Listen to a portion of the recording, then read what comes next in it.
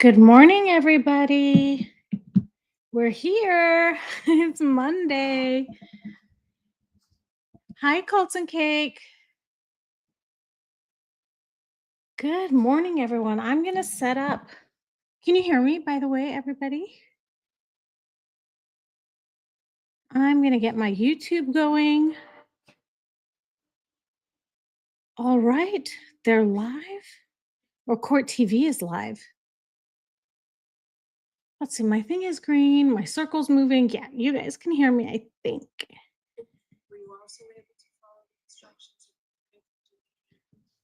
So I can't tell if what they're showing right now is old footage. Hi, Steve. Hi, Agatha. Okay, good. You can hear me. Good, good, good. Are you all watching Court TV right now? Oh, they went back up to the fan, so maybe this was live. Okay, great. Perfect. Perfect, perfect, perfect. Did any of you watch any Karen Reed documentaries over the weekend? Oh, they're going back to I'm going to mute myself to watch, okay? Are you all watching too?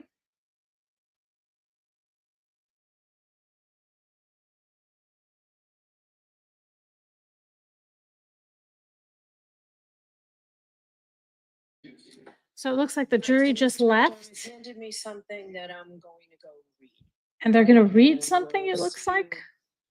Court officers will give you instructions on where to be and no more than 10 minutes away. Okay. Okay, so it looks like the judge is moving no more than 10 minutes away to read took a something. version of whatever I have not yet read. Okay.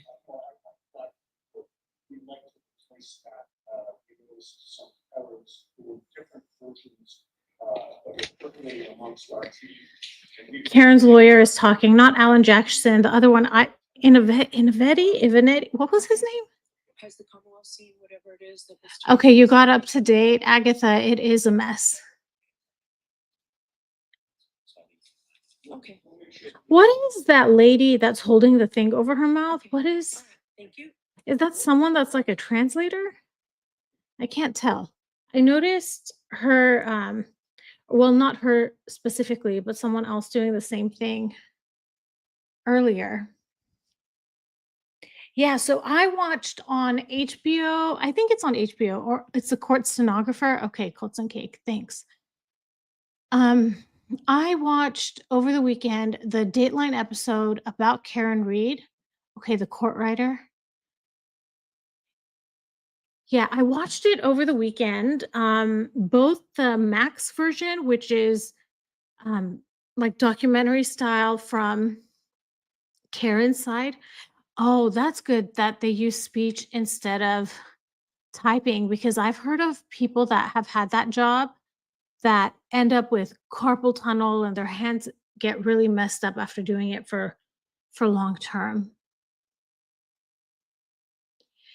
Yeah, so I watched the one that's on Max, the documentary that's on Max, and that's from Karen Reed's side. So it's mostly the lawyers are the ones talking and I also watched the Dateline episode. And I mean, right now we're being presented with two different options of what could have happened, right? Either Karen is responsible by hitting him, or the people in the house are responsible. But there's one option I think that nobody's really talking about that it could have been. The man was you guys know what I mean, inebriated. Sorry. So could it be that he just, for whatever reason, was walking on that side of the house and fell and passed out, like just an accident? Like I think that's a third possibility that sounds a lot more realistic than a bunch of people in a house getting together and making a story. Like I find it really, I'm not saying it's not possible. And I agree with you, Agatha. The people in the house are shady, and their actions were totally shady. Completely. I don't know. There's this third option that, yeah, you're right, Colton Cake. He had all those injuries. That's a good point. Yeah, that's a great point, Colton Cake. It totally threw blew my theory out of the water. Bye bye theory. Agatha says they updated their phones, tried to sell the house, lied, slept through all of it. Yeah. And that one guy, dude, that Proctor police officer, what a dirtbag that guy is. And like just his dirt bagginess is enough to make you not trust the prosecution's case. Like the things he was saying about her, the things he was texting about her is disgusting. I don't know. Um, yeah, that Google search. And then I wonder, so they have it in universal time. Is there a like I would like someone to run through the calculation how they figured out that that was 2:27 in the morning. Oh, Colton Cake, I hadn't made that connection. In in the Crucible, was that the priest that made her wear the letter A? Gosh, I read that it feels like so long ago. Yeah. Agatha agrees with you, Steve. Like, what is that? I mean, we didn't watch this trial, unfortunately, from the beginning, but I would have liked to have seen someone run through that math. Like, what timestamp did it say in the original documents, and how did they calculate that in Boston that was 2:27 a.m.? Yeah, that's really weird. And I remember thinking that maybe there was another possibility for that. I mean, what if like okay, Colton Cake says John Proctor is the man that had the affair, then accused. Yeah, that's right. Man, selling the house, getting rid of the dog. Yeah, what was I about to say? Um, I lost my train of thought.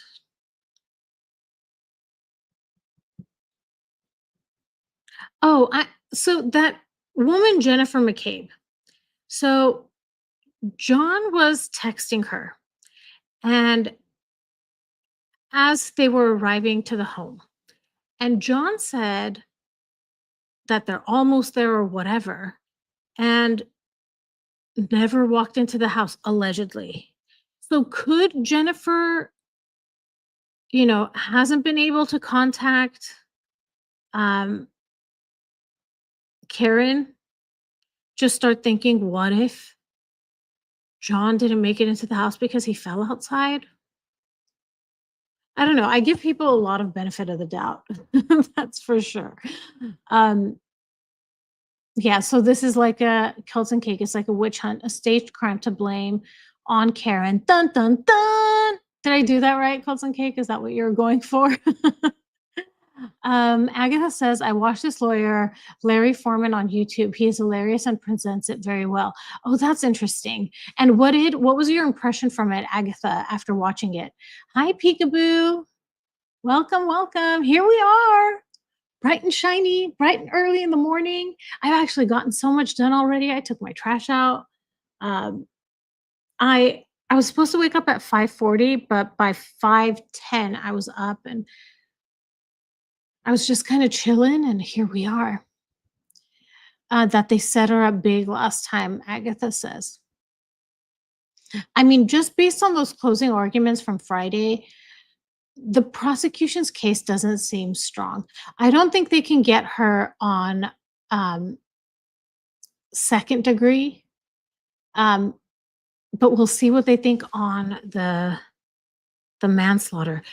I was watching okay, so on the Dateline episode about it, it was season 33, episode 4, if any of you wanna watch it, and this is just off the top of my head. I don't know why I remember random facts like that, but in that episode, at the end, and I think it was that episode and not the Max documentary, where the defense attorney, Alan Jackson, he's oh, I'm gonna go on mute, you guys. Let's see what they're gonna say.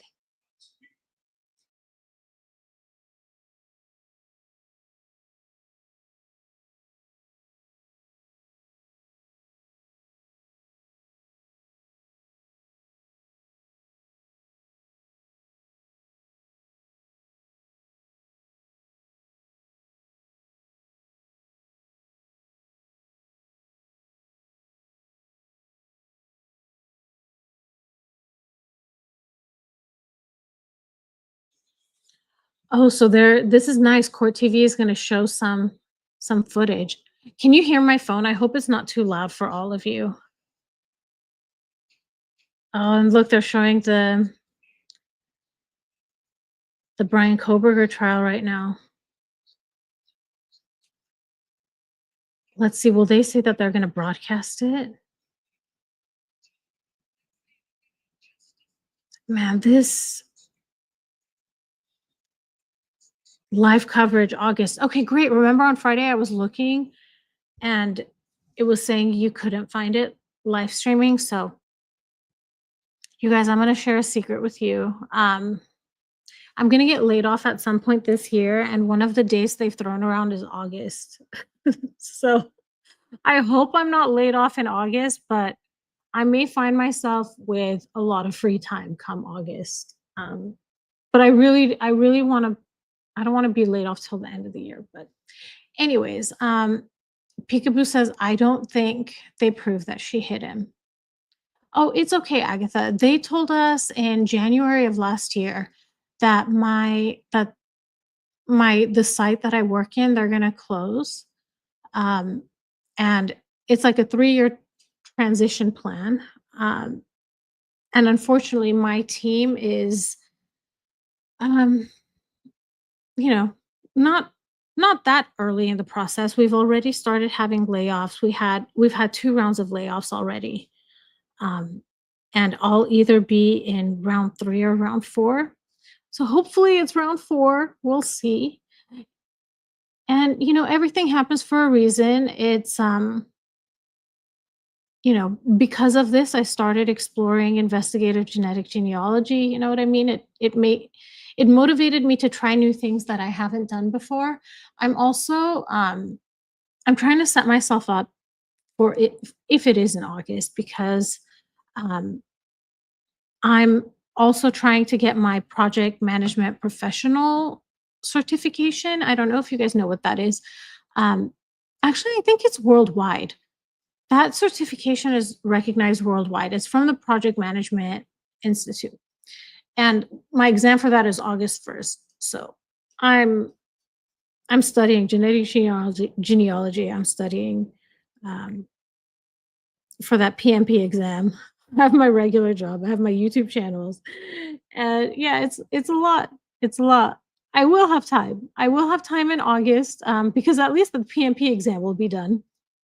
But hopefully, I still have a job. New doors will open. Thank you, Agatha. Yep, there's a reason. And it makes me very sad because I took this job because there was going to be a lot of growth. Like they were building a whole new facility and there were going to be so many great things that were going to be done. And I joined and like 10 months later they decided they're going to close our site down, and they were literally getting ready. They were going to break ground to start construction on that new building, and had they started last year, we would have already had the building up and running a year from now. It's crazy how life can change. Colton Cake says, I got cast as Goody Proctor, his wife in a school play. Clearly, as a child, I gave off the embittered old wife. Oh my goodness. Yeah, Steve, I can get the genetic genealogy qualification. I'm the certification program I signed up for is 40 courses, but if I take them in a specific order, the first 15 courses, I can get a DNA and genetic genealogy certificate, and that's what I've been doing. And right now, I'm on course 5. So, and I'm hoping actually, if everything works out well today, that I'll finish course 5 today and I can start course 6 tomorrow. But we'll see. We'll see what happens. Um, Agatha. Oh my goodness. Okay, let's see. Who is this that's talking? This looks like the friend. Um, John O'Keefe's friend. Thank you, Peekaboo. Yeah, when they go after the cops, Agatha.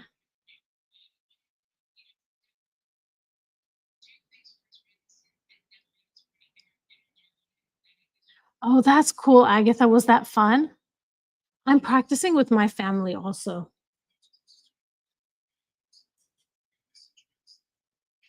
Yeah, those were John O'Keefe's friends. I remember them from Dateline.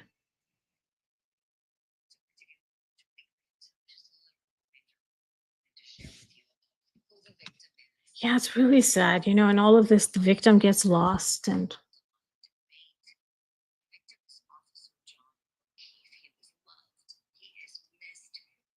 when you think about the niece and nephew, oh my goodness. They lost their mom, then they lost their dad, then they went under John's care, and then he passed. Like those, and they were saying on, I think on one of the Dateline episodes that the kids were 11 and 14 years old. Can you imagine? Children, and they lost so many parental figures. So sad.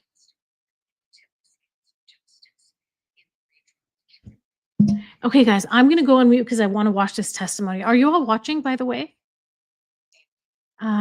Steve says, "You said your wish was to do this full time." I really wish I could, Steve. And maybe, I'm actually that's why I'm working so hard on it to set myself up because to see if it can be a possibility. I would love to be able to do this full time. Seriously.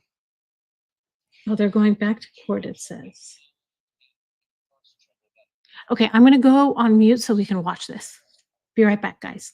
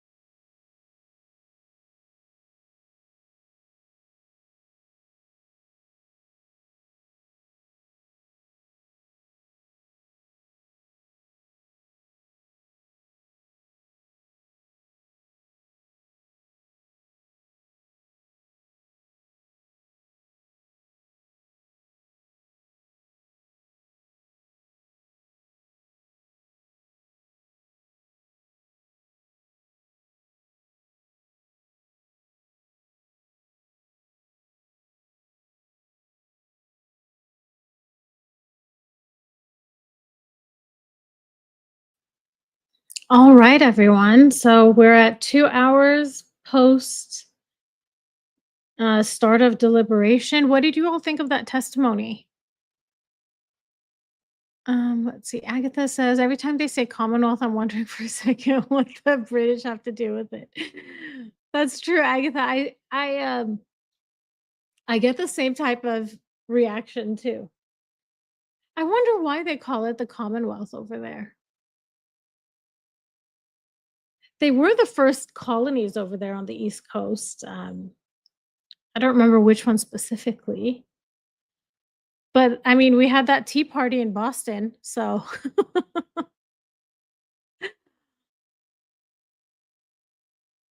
you guys, one video I'm working on is actually when we were talking about just now about Boston and founding fathers. It led me to think about founding fathers and Hamilton, and I'm going through some of that Hamilton footage.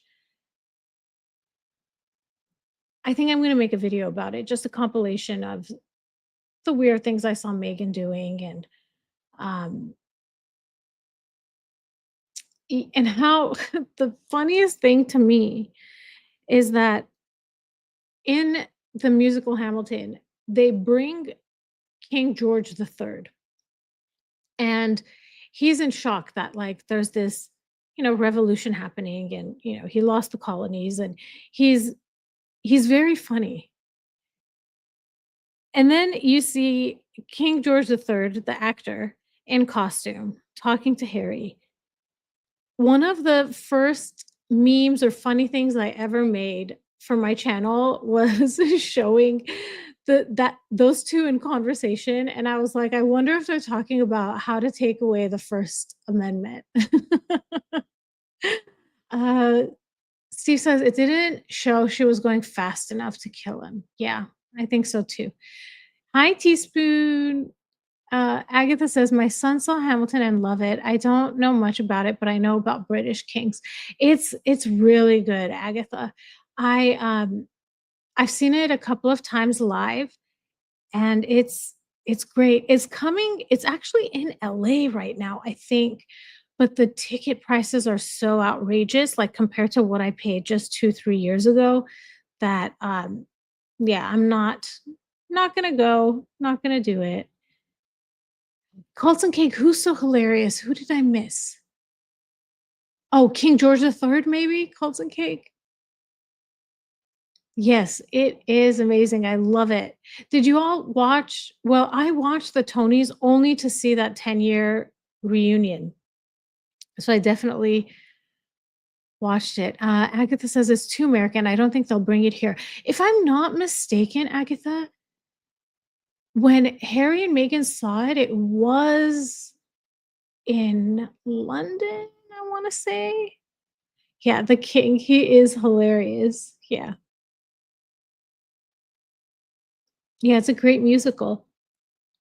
And you can always watch it on Disney Plus. It's on the recorded version is on Disney Plus, and it's great. It's a it's an okay substitute for seeing it live.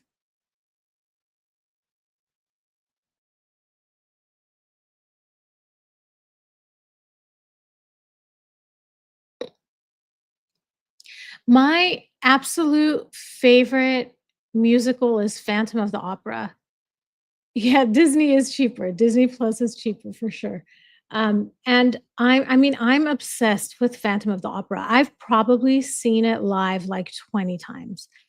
And I went to Europe for the first time in 2022. I was doing a Christmas market tour. So I was in Germany, in Austria, and the tour ended in Switzerland. And I'm like, well, I'm over here anyway. I might as well go to the West End and see Phantom of the Opera. So I was in London for 5 days and I saw Phantom of the Opera 3 times. And I did some form of VIP package each time. And it was such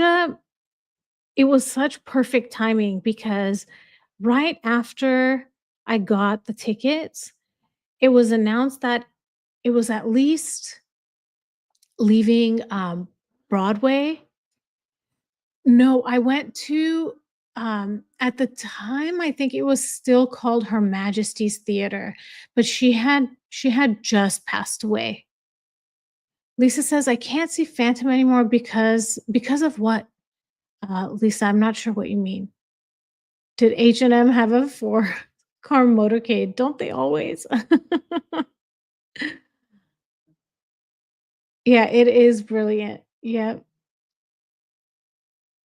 Yeah, so I saw it at it was called Her Majesty's Theater still, now it's called His Majesty's Theater, and there was a restaurant directly across from it that has a chandelier looking thing, so I did that. Oh, it was so lovely. It really was, and okay, so 2 of the nights I did a VIP package. Oh, it Lisa. Yeah, it definitely does. I love the music though. I love the music. So, oh, let's see. It looks like the host came back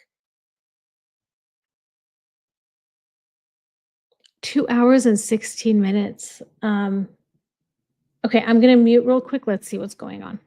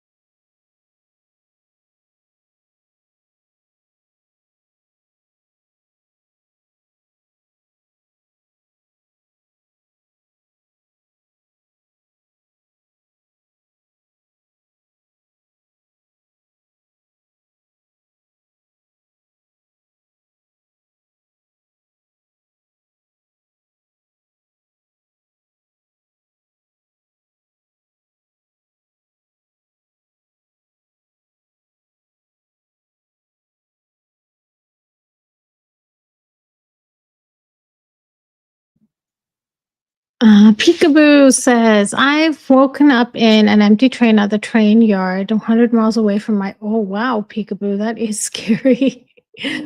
Agatha, I mean, Colton Cake says, Agatha, what you said is scary. And Agatha feels these cops give the same vibe. Yeah, and that, come on, guys, that guy called himself a scientist. That is not a credible witness. I feel like painting his arm blue and Colton Cake.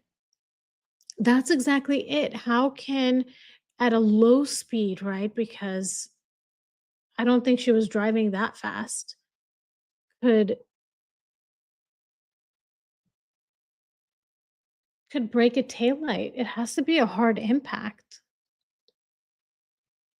Agatha says I've also worked with a lot of lovely cops. Yeah.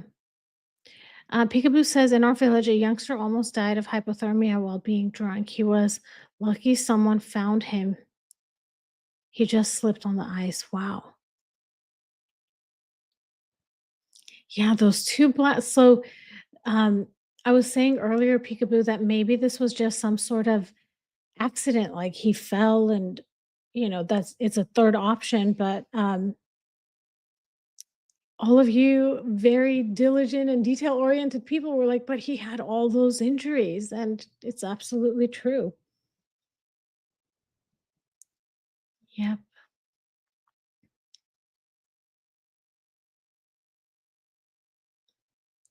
How long do you guys think the deliberations will take? One of the experts on Friday was saying that they think the jury will come back on Tuesday.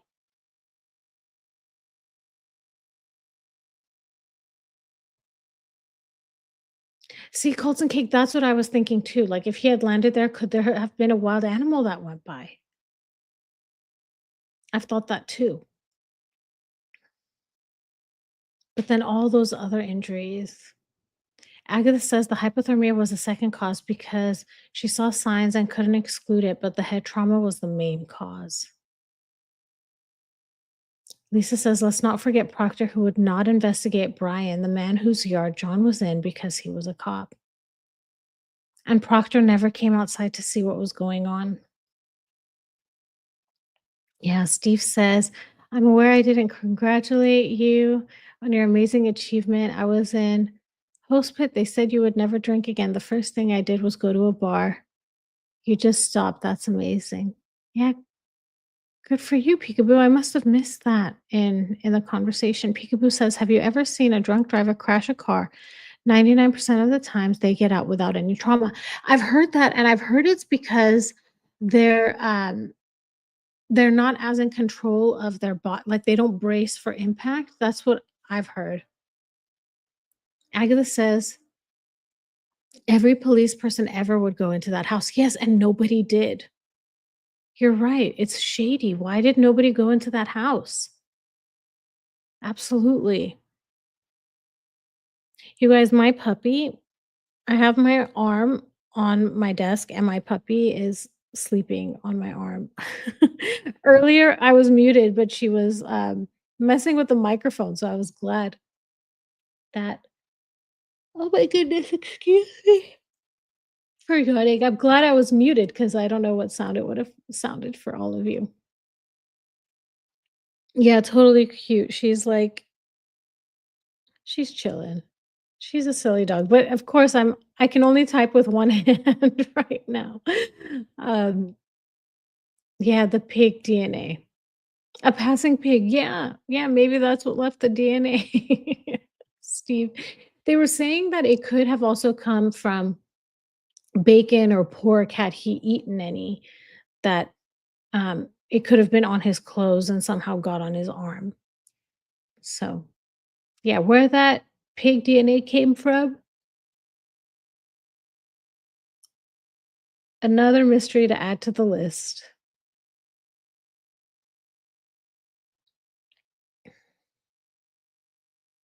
Okay, guys, what pig DNA Colton Cake is asking.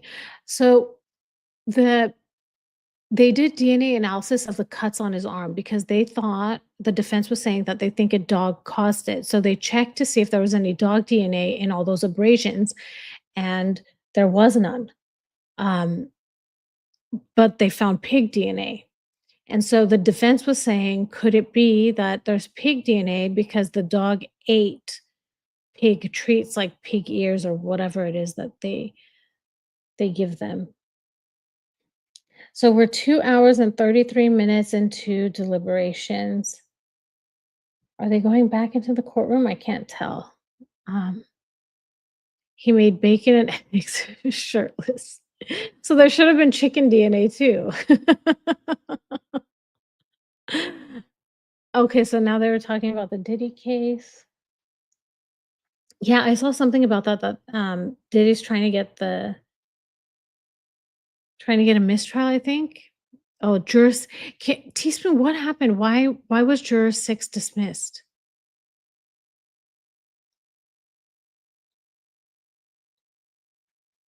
I love old buildings, like, look how beautiful that building is.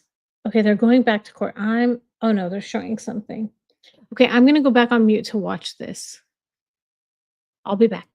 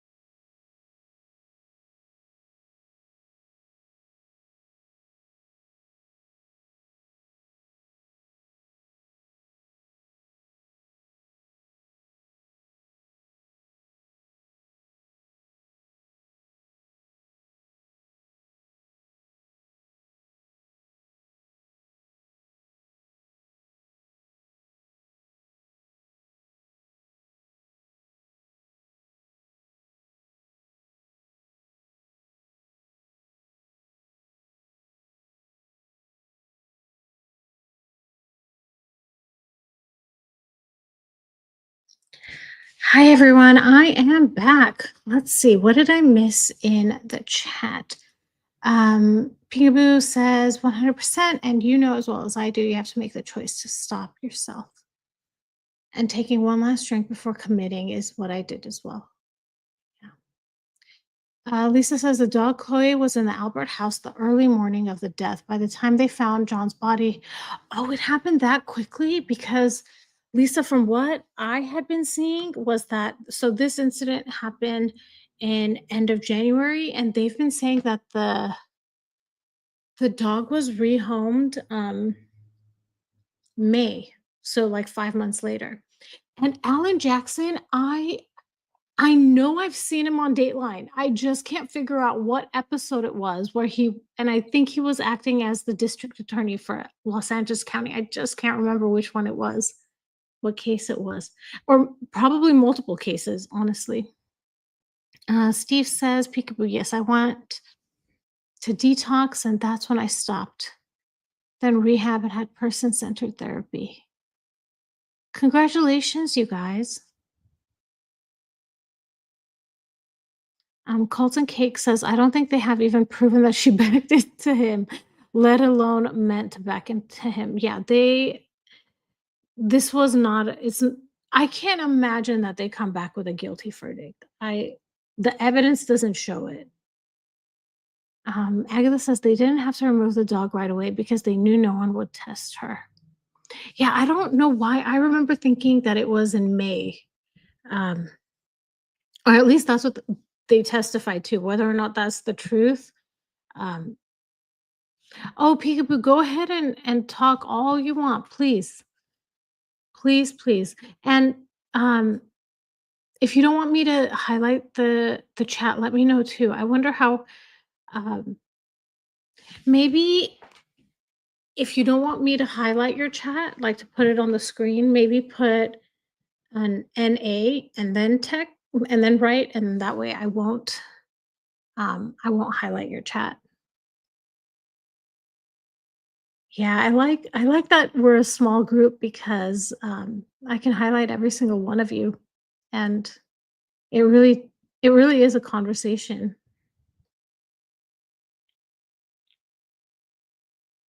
So, I'm gonna ask you all a question. Do you all know who Natalie Wood is? Oh, thanks, Agatha. I'm gonna let me bring up a picture of Natalie Wood.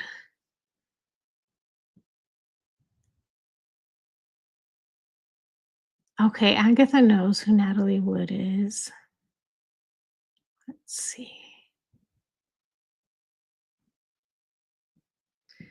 Which one do I pick?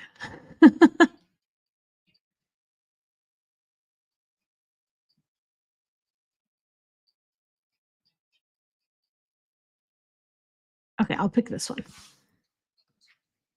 Okay, so it looks like they came back, but if they go back into the courtroom, I'll mute myself. Okay, so Agatha, you know. Okay, thank you, Peekaboo. Okay, I'll go back on mute so we can watch it, okay?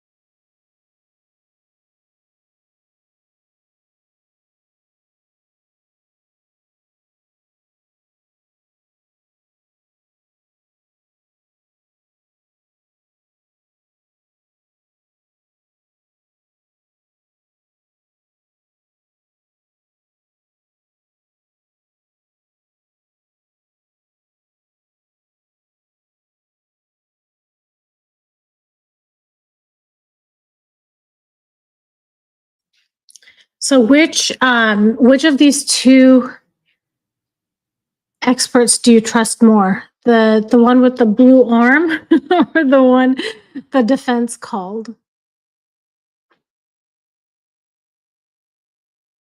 Lisa, let me see what Lisa said. I did. Is pig DNA close to human DNA? So when they can conclusively say it's pig DNA, that means they're looking for specific regions that are specific to pig DNA. So all of us mammals are our DNA is very similar. I think like between humans and gorillas, I don't know, 95 or 99% of our DNA is the same. You guys, I just fed my dog and I give her fresh food and I feed her with a plastic spoon. And she always goes running with that plastic spoon. She's not supposed to have it. So I'm going to be right back. I need to go get that plastic spoon from her.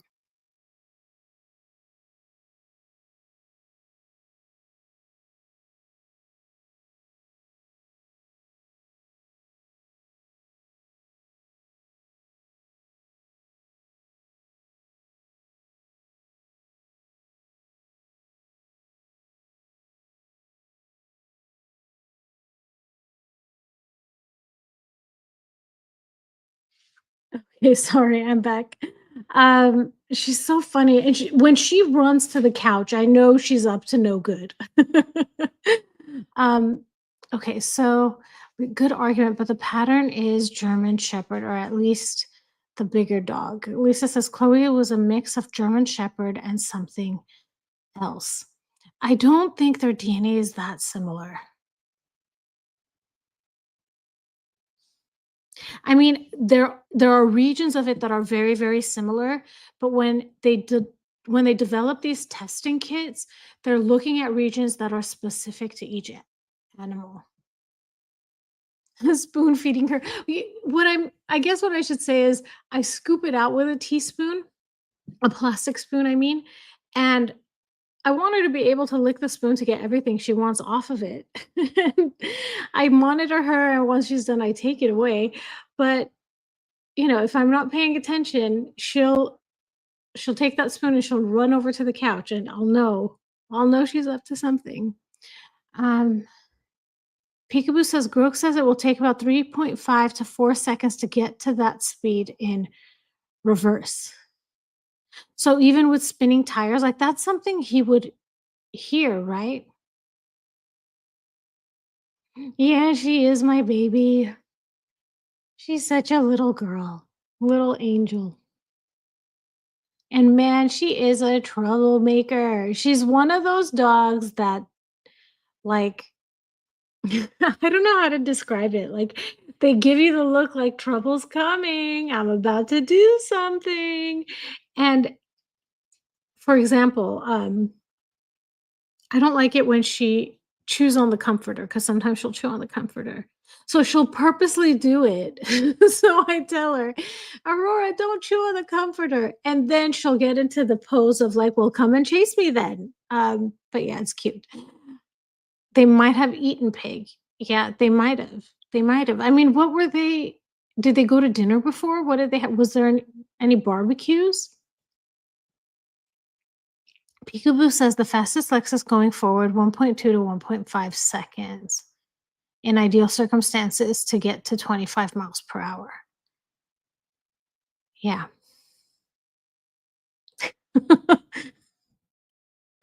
Well, I'm not gonna highlight what Steel Manhammer said, um, but that is a poem. Oh, that's cute, Agatha. I think my puppy has a lot of cat tendencies. I have a setup for her where I have an extra dining chair and I have a dog bed on it and stairs leading up to it, facing the slider, looking outside.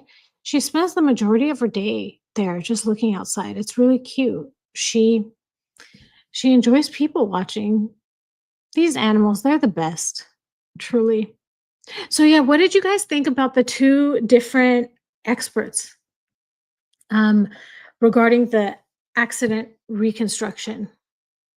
Oh, that's cute, Agatha. Your cat has dog traits. He plays catch. That's adorable. And my dog does that thing. Like when she plays with a ball, I feel like she plays with it like a cat does. Like paws at it and has it roll around and yeah. So we are at 3 hours and 2 minutes of deliberation. Um, I would love if they reach a verdict today. That would be really awesome. And yeah, we'll see. We'll see what happens.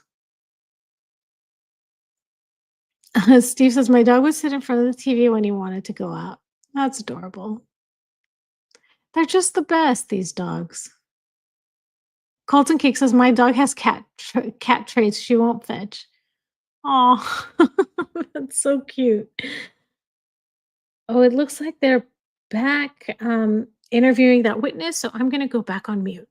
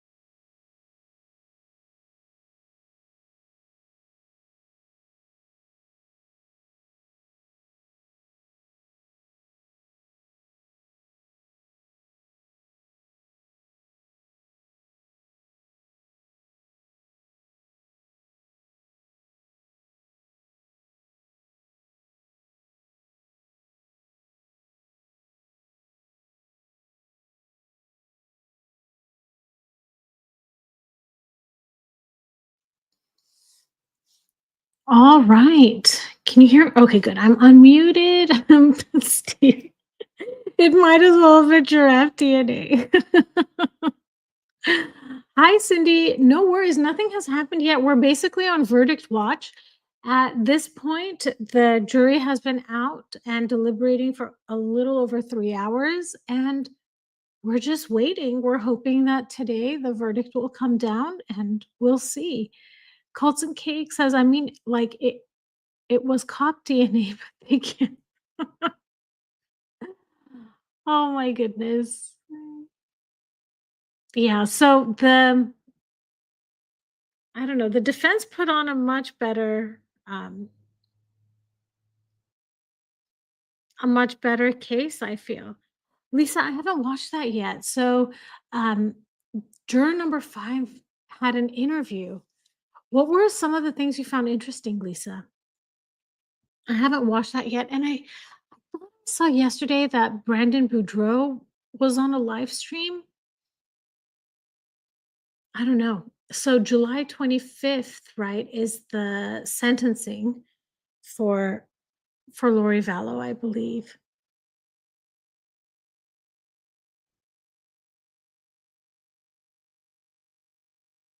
Yeah, so while we're waiting, maybe I can tell you all a little bit about Natalie Wood, and that's the case I'm thinking of doing next. Um, so I'm just gonna throw facts out there from what I remember from reading her biography. She, if you all don't know, she was a very famous American actress. She was in Rebel Without a Cause with James Dean. She was in West Side Story. She played Maria.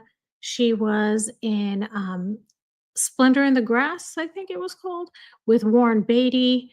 And when she was a young girl, her mom was very scared of water. And if I can remember correctly, the mom had gone to a psychic, and the psychic had told her to beware of dark waters. And the mom transferred this fear to her daughter, made her really afraid of dark waters. So Natalie never took a bath. She was very scared of baths. She was very scared of going into the pool. And one, like for example, one of the scenes in Splendor in the Grass was a bathtub scene, and she was terrified to do that scene. Another thing that happened was when she was younger, she was 8 or 9 years old, and she was filming something where she had to run across a bridge in the rain. The bridge was, and underneath the bridge was running water. The bridge was supposed to collapse after she ran across, but either they were planning on it collapsing and they just didn't want to tell her and her mother, or it happened on accident. It collapsed before. So she ended up injuring her wrist. Her mom, because she wanted Natalie to be successful in Hollywood, didn't get her medical attention for her wrist. And when it healed up, her wrist healed up deformed. So anytime you see Natalie Wood, you will see her with a bracelet to cover up that injury. So here you see on her left hand, she has that bracelet. You will never see her not wearing a bracelet on that hand to cover it up.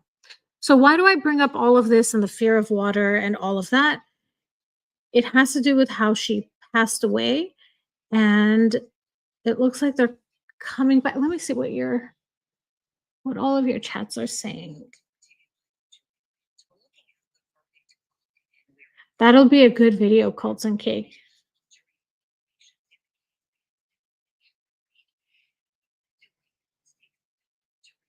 Good point, Cindy.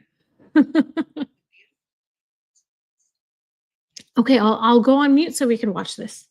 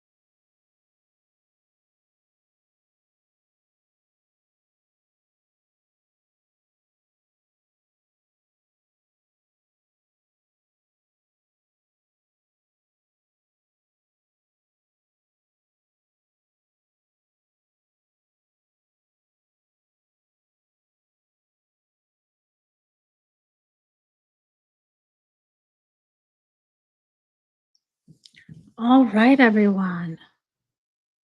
Let's see. Who are these two gals? Cousin and friend. Lisa says, I'm really surprised how much John's family hate Karen. I'd like to know the story behind that. So I I don't remember if it was the Dateline episode. It was a mix. It was a mix of the Dateline episode and the Max episode. And yes, Agatha, they do.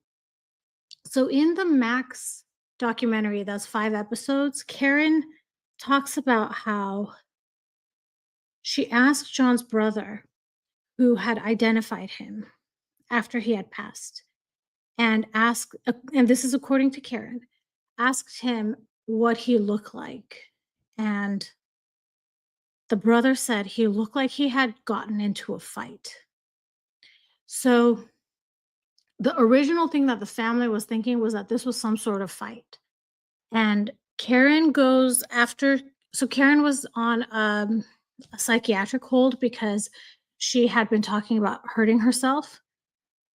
After they released her, she went to John's home because she had some stuff there and she wanted to go talk to the kids. And at this point, she didn't think that anyone thought she was um, involved.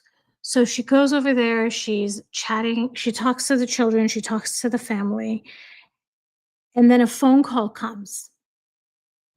And she says the tone of everything changed. And I can't remember, she said John's mom said something, and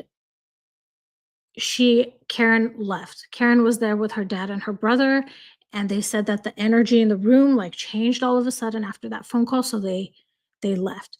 So originally the brother had said that it looked like John had gotten into a fight, but pretty early on, within, by the next day, they seem like they thought that it was a hit by Karen. And it's weird because in Karen's documentary, the 5 or 6 episode one, she describes her time there, that she was with the children and whatever. And then on the Dateline episode, one of John's cousins is talking about how Karen just came in and didn't even say goodbye to the kids and just left. And so it's so weird how two people can view that same situation and what happened so differently. You know, yeah. I watched a lot of Karen Reed stuff this weekend. Carlton Cake says, I don't think the car was involved. Yeah, yeah. Hi, Sarah. Yeah, Verdict Watch can go on for a few days. I did not see the first Karen Reed trial. Yeah, all the inaccuracies. It's wild. It's totally wild. Yeah, this can go on for a few. You guys might be stuck with me for a few days, but my birthday's on Thursday, so I'm not going to be available on Thursday. I have a couple of appointments that day. So hopefully it's soon. Um, okay, I'm going to go on mute so we can continue watching.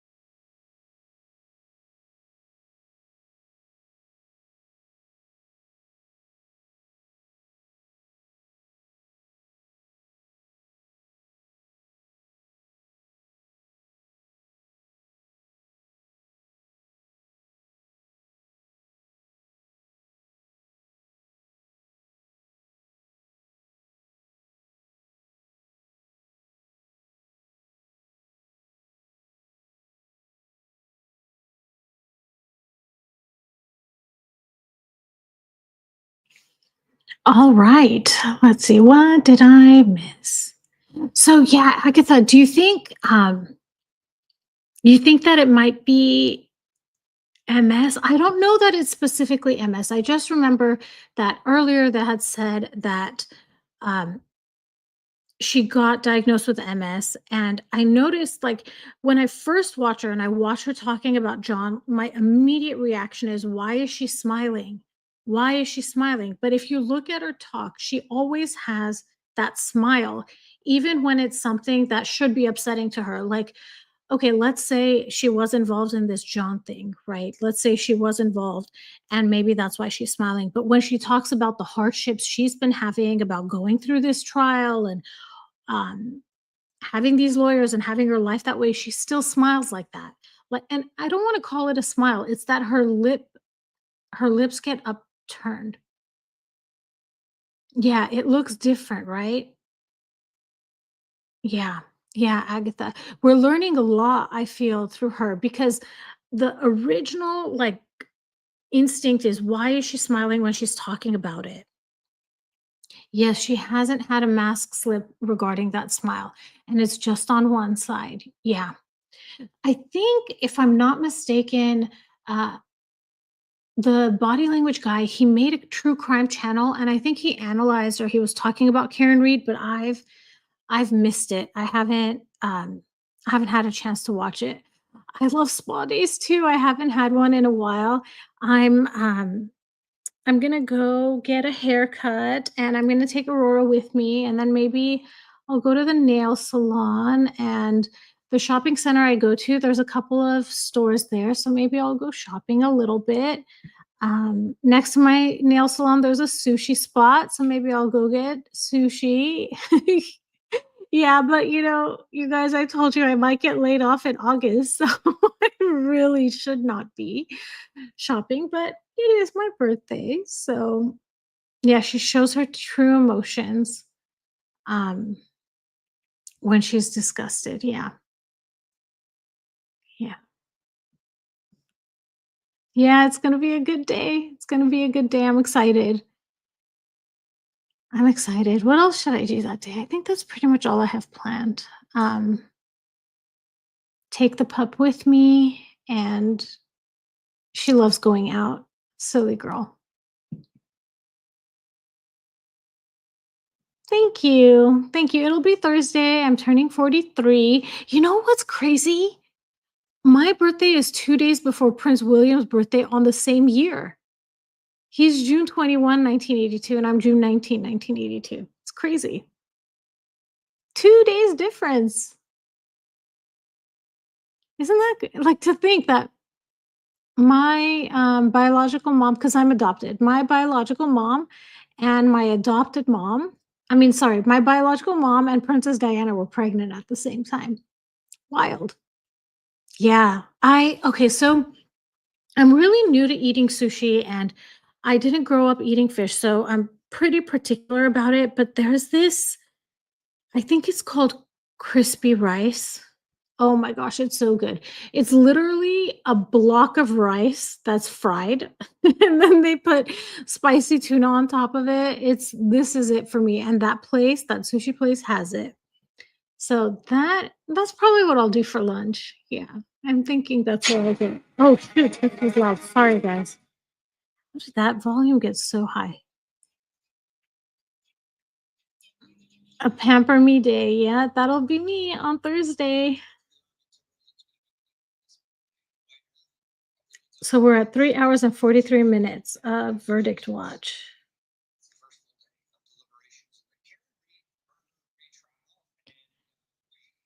Okay, guys, I will go on mute now.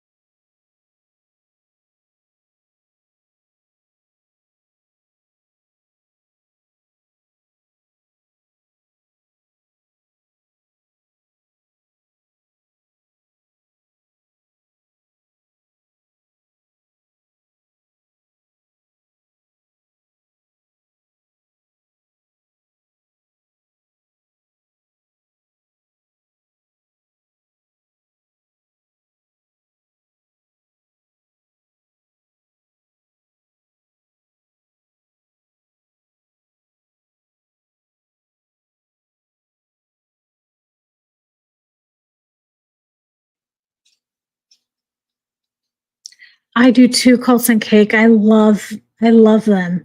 I went to Spain in May of last year, and in Barcelona we went to, and I'm going to try to pronounce it, Sagrada Familia. I don't want to do a Hillary Baldwin thing, okay? I'm not Spanish. But that that church, spectacular. Have any of you seen that church? Man, I hope when it's Brian Koberger's trial, I can live stream it. That one's gonna be there's gonna be so much information, I'm sure, that's gonna come out during that trial. We've already been going 2 hours and 21 minutes, everybody. Time flies though when you're having fun, right? I think so. Yeah, Lisa, I don't know how it works. And yeah, that's why I was so surprised. Like, why, if there are three charges, maybe they could have said we're conclusive on two of them. Then, if they retry, then they only try for the one. Yeah, it is beautiful, right? Maybe why don't I pull up a couple of pictures of it? What do you guys say? Might as well since we're waiting. And that church, it's I think what's the artist names? Gaudi? Gaudi was the one that started it, and he knew he wasn't going to finish it in his lifetime. Each of the four sides of the church are meant to, oh my gosh, look how beautiful. Were meant to be made by four different artists. And so they have different style. Oh my gosh, it's stunning. I know that was quick. Totally quick. Lisa. Oh my goodness. Okay, so here's an image of the inside. Oh my goodness, look how beautiful. And I mean, unfortunately, the quality of the image is not coming through very well. I thought when I picked it, I said, oh my gosh, wait till you see this one.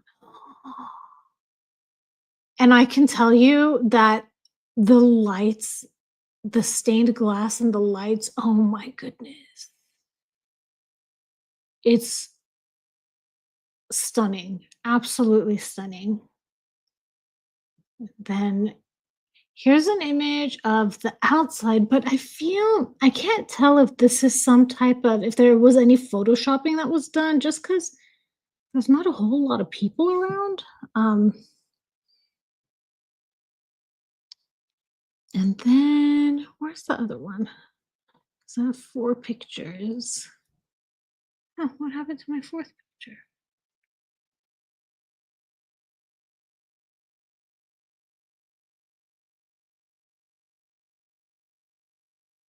Oh, that one won't upload.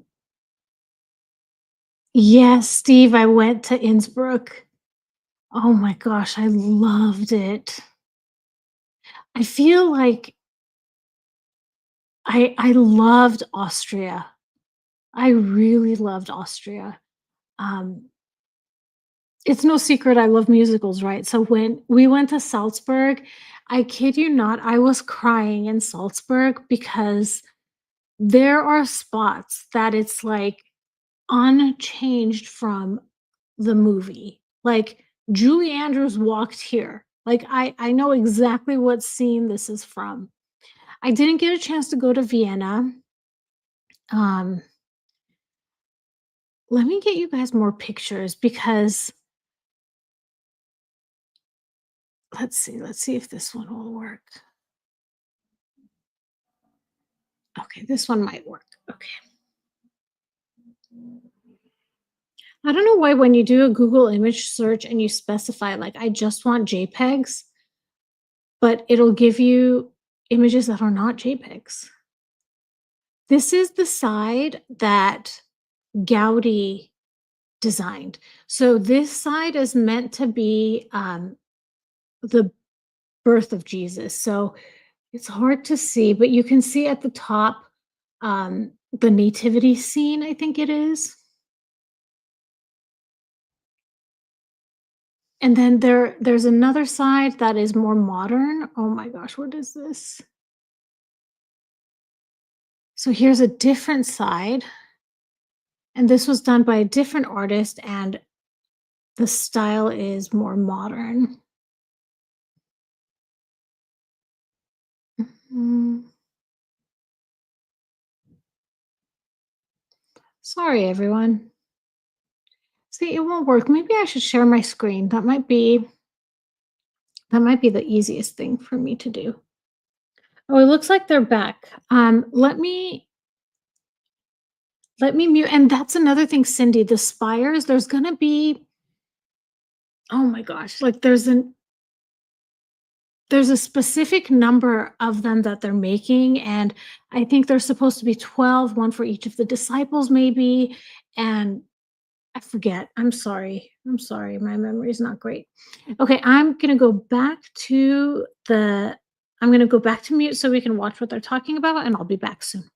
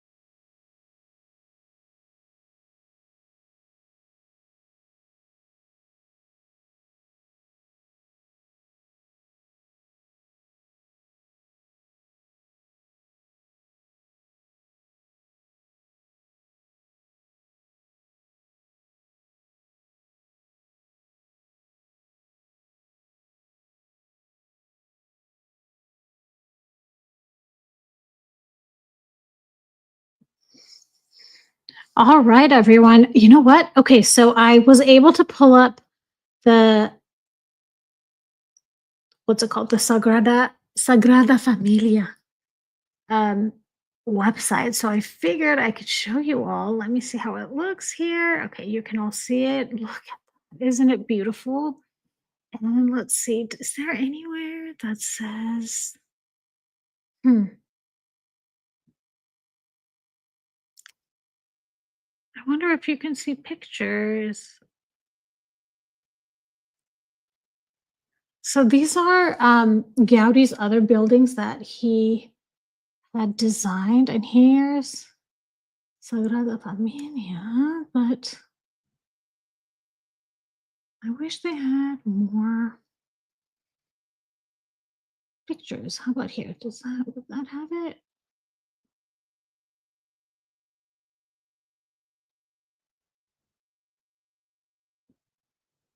There's the timeline. Oh my gosh, look at that.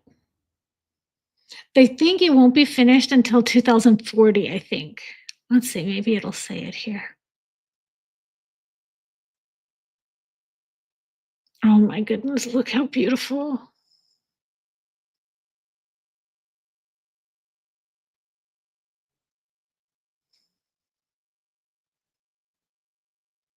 Wow. No, it doesn't say. Let me see if you guys have anything in the chat. Nope, nothing there. Oh, there we go. Photo gallery. Yes. This is what we, oh my goodness.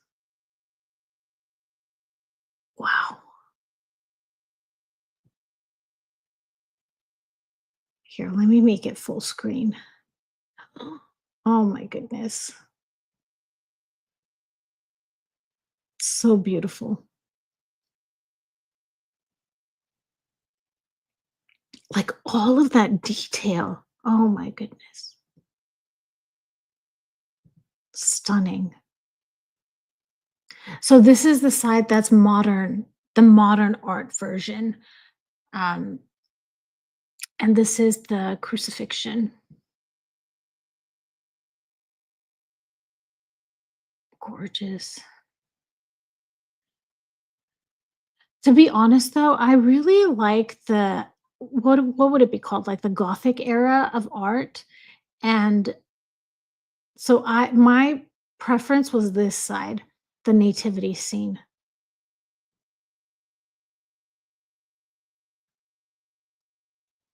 More stained glass look. Gorgeous. Let me see what you're all saying in the chat. I know it's stunning. It's stunning.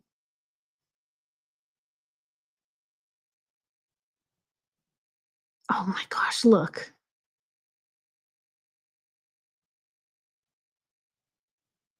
Yeah,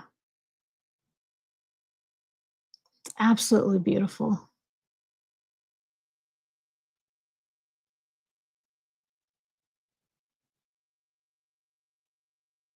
And then let's see, what's this virtual tour?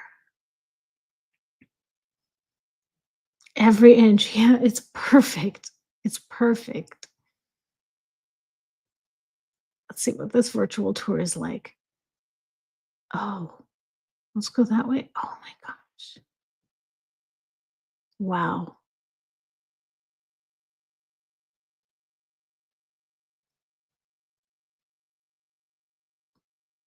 And actually, this is not go so this is the entrance that you can go in right now, the nativity scene side, but that's not going to be the main entrance. Oh, I'm gonna stop sharing really quick and we can watch what's going on with the trial.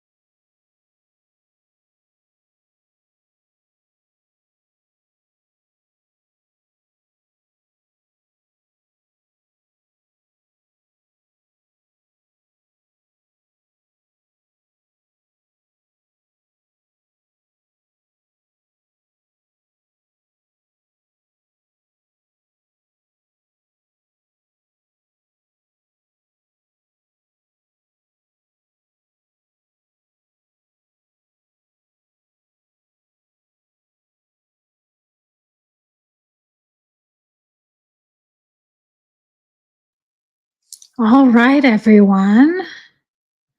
Let me get caught up on the trial. I mean the the trial.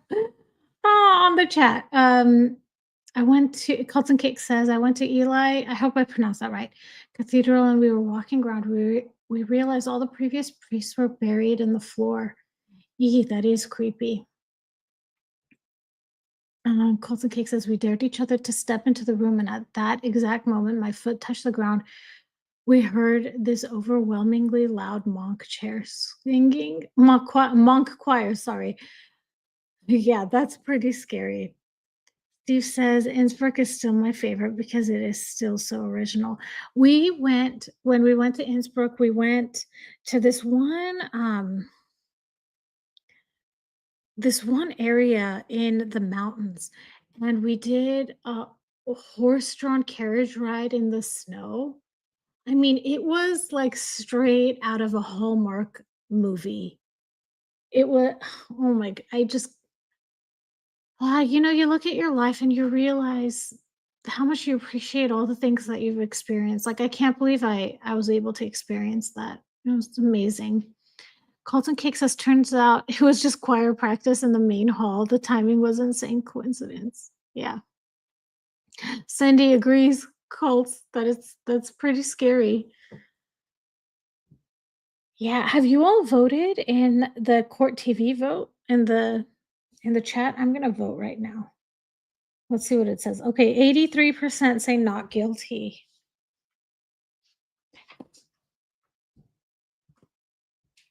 Yeah, I voted not guilty personally. I don't see how they can convict with this.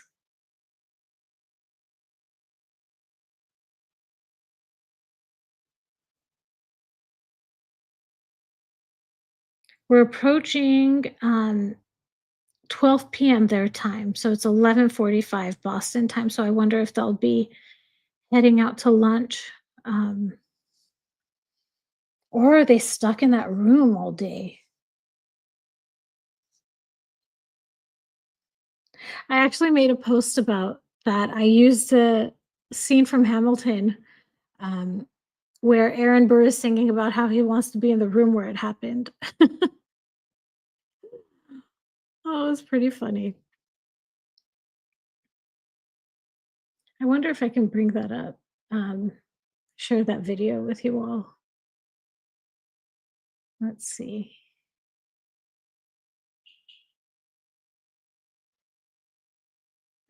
Oh, I don't think I can because it wasn't something I uploaded on X.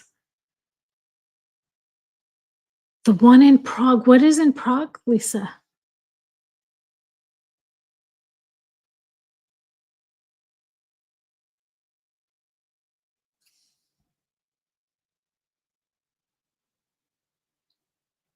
These really are marathon live streams though, right? But it's easy because we're just watching something together. Okay, it looks like they're back. I'm gonna go back on mute, everyone.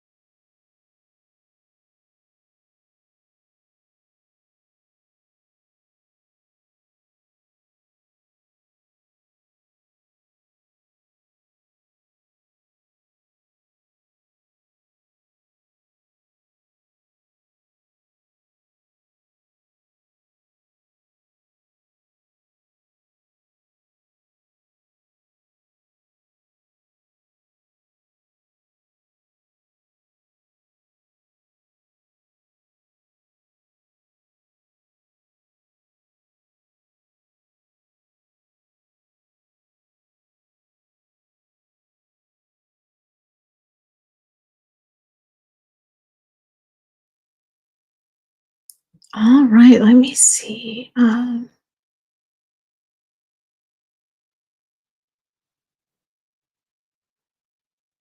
Lisa says it has the church that has a clock with the 12 disciples rotating at the top of each hour.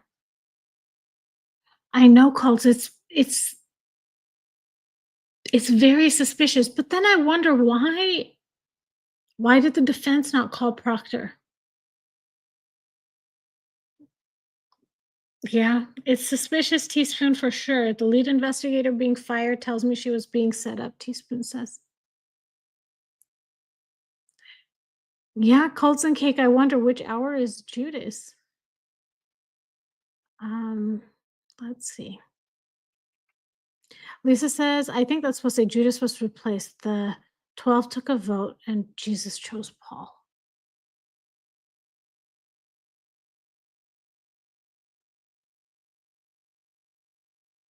Let's see. Steve said the defense brought up evidence. Prosecution was making assumptions of how she behaved. Yeah.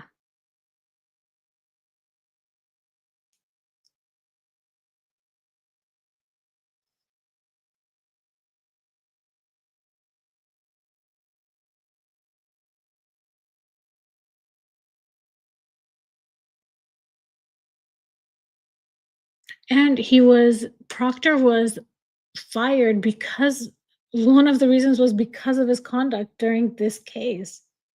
It's wild.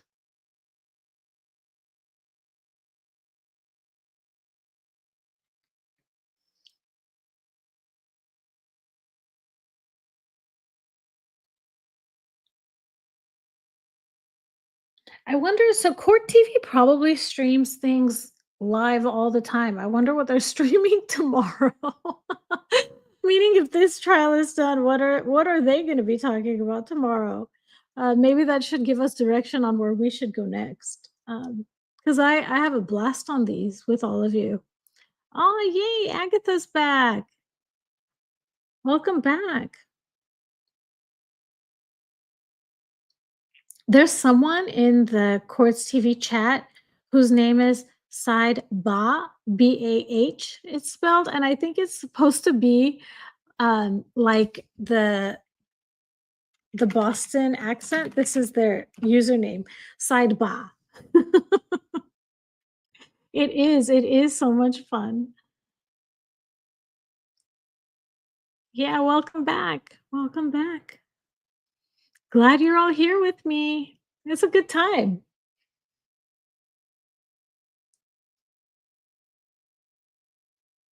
Yeah, people are saying not guilty in the chat. Um,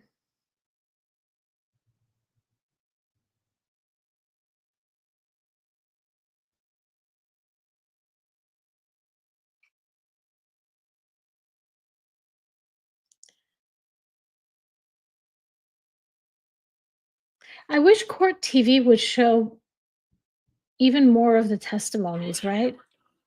Oh, let me put it on mute since where's the mute button? Oh, there we go. Okay, guys, I'm going to go on mute to see what Court TV talks about next.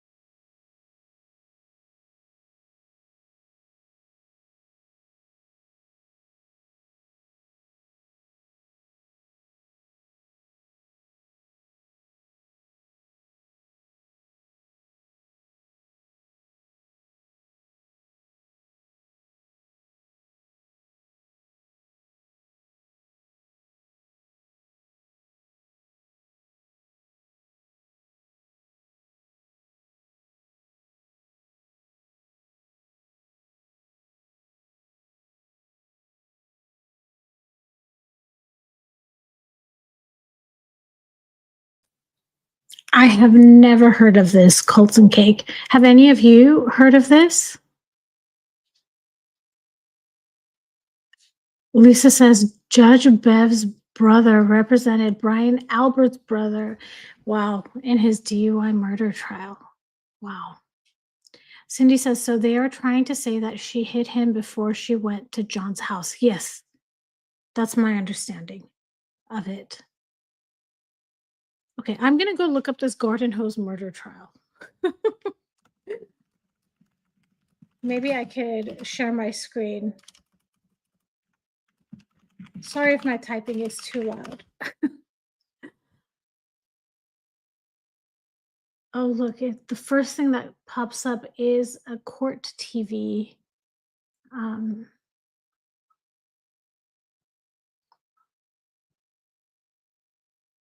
Yes, we'll be back tomorrow if there's no verdict today.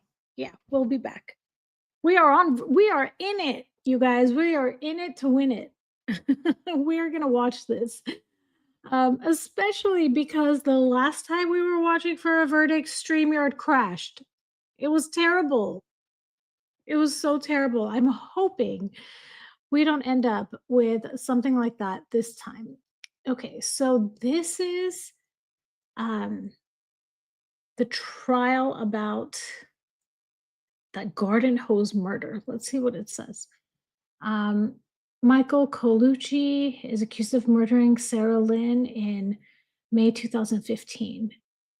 During his trial, prosecutors argued he strangled her outside their jewelry business. His defense claimed she hung herself with a garden hose on a fence as Michael sat in the car less than 25 feet away. Investigators detailed signs of a struggle, including obvious signs of trauma on Sarah's body. Michael also bore the marks of a fight. Oh my gosh, his lip was bleeding and he had scrapes on his arms and hands. He told officers the blood was from performing CPR. Sorry, PCR is a genetic tactic or is a lab technique. Forensic pathologist ruled the cause of death as asphyxia by neck compression, consistent with strangulation, but could not reach a conclusion on the manner of death, meaning whether it was homicide or self-inflicted. She testified she simply did not have enough information to rule that the death resulted. And, at the time of her death, toxicology tests revealed the presence of cocaine and an alcohol level that was nearly 3 times the state's blood alcohol limit. Testimony from those close to the Colucci's revealed a volatile marriage and financial hardships for the couple. Most rejected the suggestion that Sarah would take her own life, but Sarah's mother testified she was a mean drunk and could be verbally abusive. These two sentences going together don't make any sense. Oh,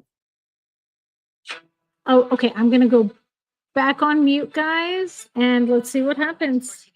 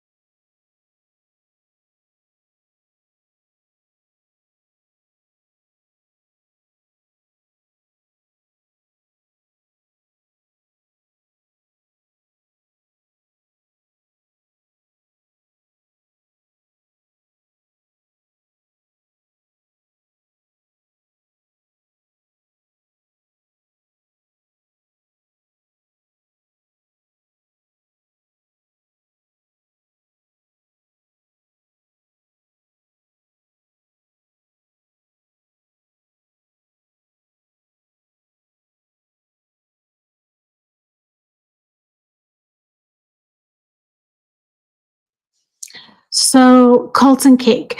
The house that I had shown the other day was the police officer's home.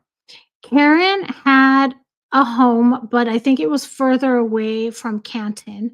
And she was staying with John, and this was something they did often. So she had a lot of her stuff there. So they weren't officially living together, but they they pretty much almost lived together unofficially.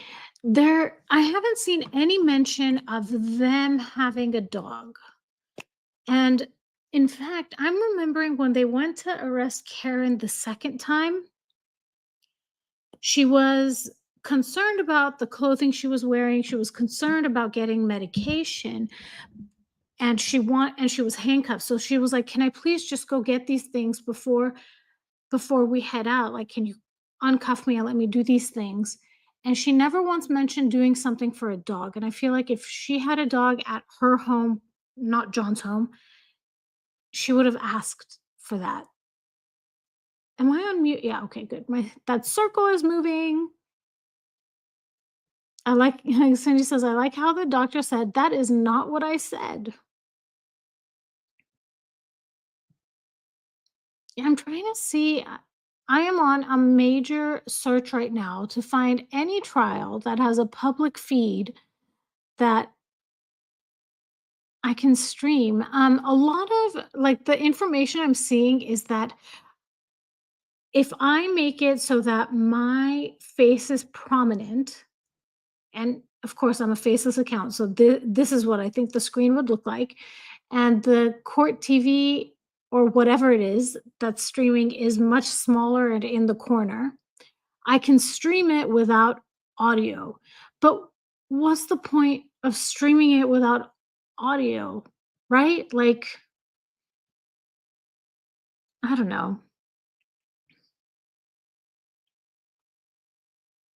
And then I suppose you all don't mind it because you're here, five of you. I just wish it was much more interactive. Like I feel like if we were all watching it on the screen, it would be so much easier. It's such a bummer. And it's serious. Like if they could I could get a copyright strike, and if you get 3 copyright strikes, your channel's gone. Um, Colton Cake says, "Do they have any dog suspects?" So, the, um the only dog suspect they had was that dog Sophie that belonged to the Alberts. Steve says, "I think she was staying at John's house. That's where she backed into the car." Yep, yep. Agatha says, "I find it weird too because they are public trials." I know, like, why should someone have a monopoly on streaming this? I mean, aren't my tax dollars paying for these trials partially? Right? Um, I know. I don't it's upsetting and the consequences are huge. But it seems that you guys are okay watching it like this, huh? Yeah, I know. I know. Like this, we were watching all of us together. We were watching this one, right? Where'd it go? How do I add to stage? Okay, I need to remove this. I need to add this. Like, we can't watch this one either. Oops. We can't watch this one either because this is on court TV too, I think. So if we did watch it,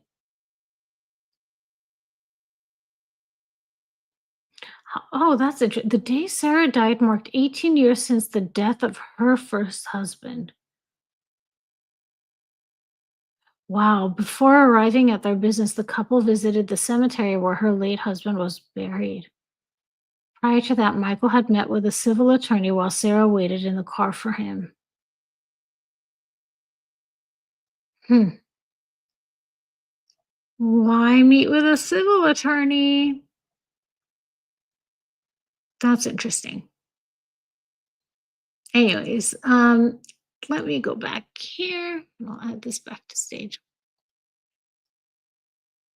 Okay, Steve says it's fine. We can use two devices. The chat is the most important. Yeah, the chat is the most important. It is. I'm glad you're all fine with it. Okay, Lisa says they did not live together, but she would stay there a lot. It looks like Court TV's back, but they're talking about um Diddy. And I'm assuming you all don't want to listen to that. So I won't go on mute right now. It looks like we are 5 hours and 34 minutes into deliberations. Do you guys think that it'll be today? Do you think the verdict will come down today? Let's see. Right now over there it's 12:49 p.m. and it's interesting. They said once the jury goes to lunch, that clock countdown will stop. So these people are full steam ahead. They have not gone to lunch. I haven't noticed the clock stop.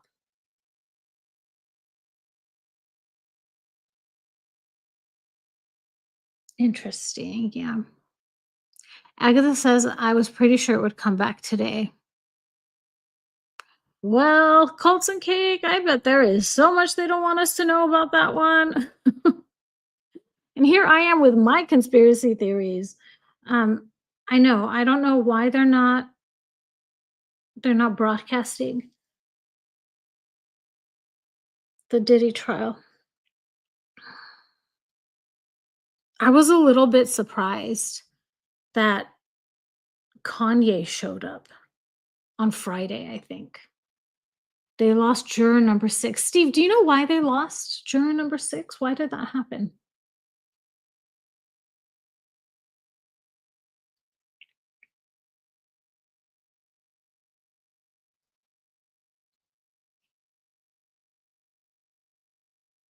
Yeah, I don't know why exactly that one happened. Lisa says the whole Turtle Boy supposedly intimidating the Alberts is more than ridiculous. The Turtle Boy thing does bother me. Like, look, it's not, their fault that, meaning the O'Keefe's family, because they were being nasty. The crowds that had gathered were being nasty to the O'Keefes. It's not their fault that this is the way the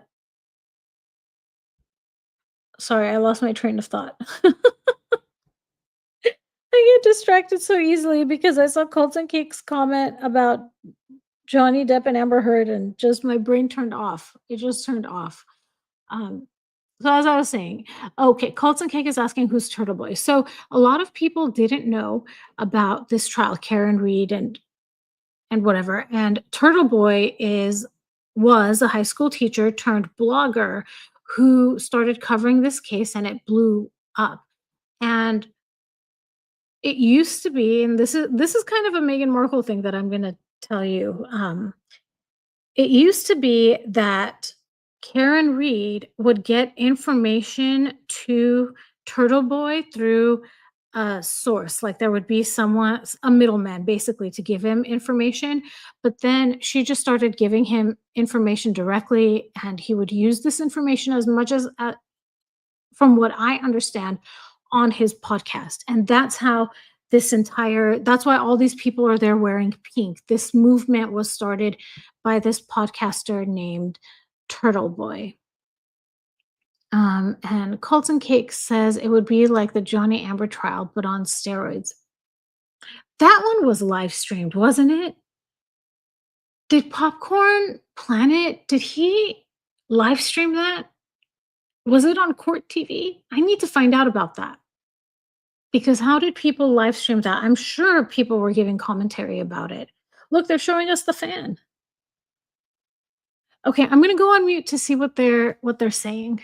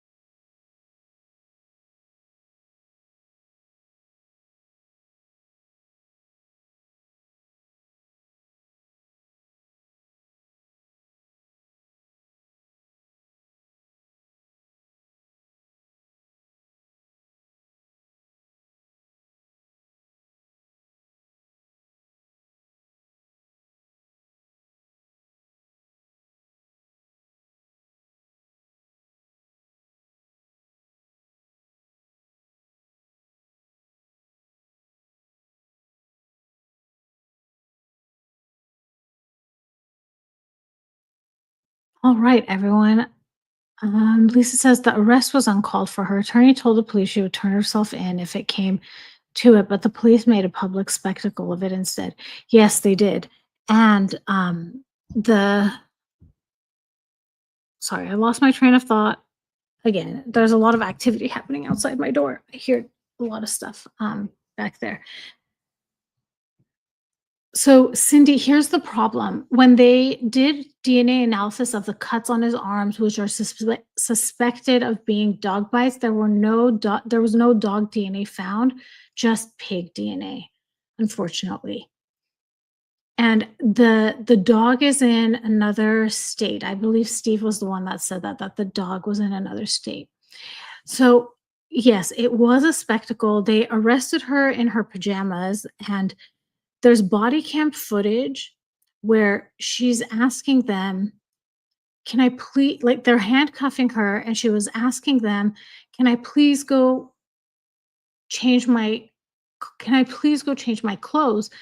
And she even said, like, I need to go put undergarments on, like, "Can I please go put undergarments on?" And then or, "Can I change my shoes?" She was in, UGG slippers, but they didn't let and she was like, "I don't wanna be paraded in front of the TV like this."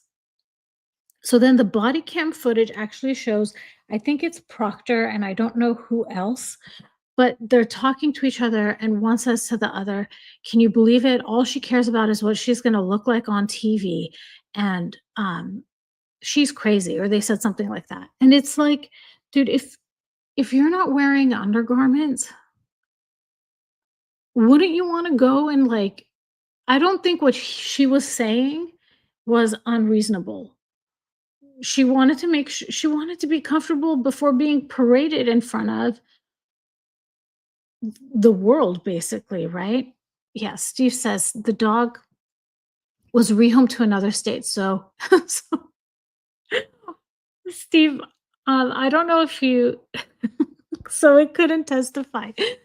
Um, that's really cute. Can you imagine a dog on the stand? "Hello?" That was my best Scooby Doo. Okay, Lisa says you can pay Court TV for the rights to rebroadcast, but CBS Boston will cover it free when the verdict comes in. Okay. Okay, that's good to know. How do I pay for it? I don't mind paying for it. I mean, depending on how much it costs. How let's see. I'm gonna ask ChatGPT.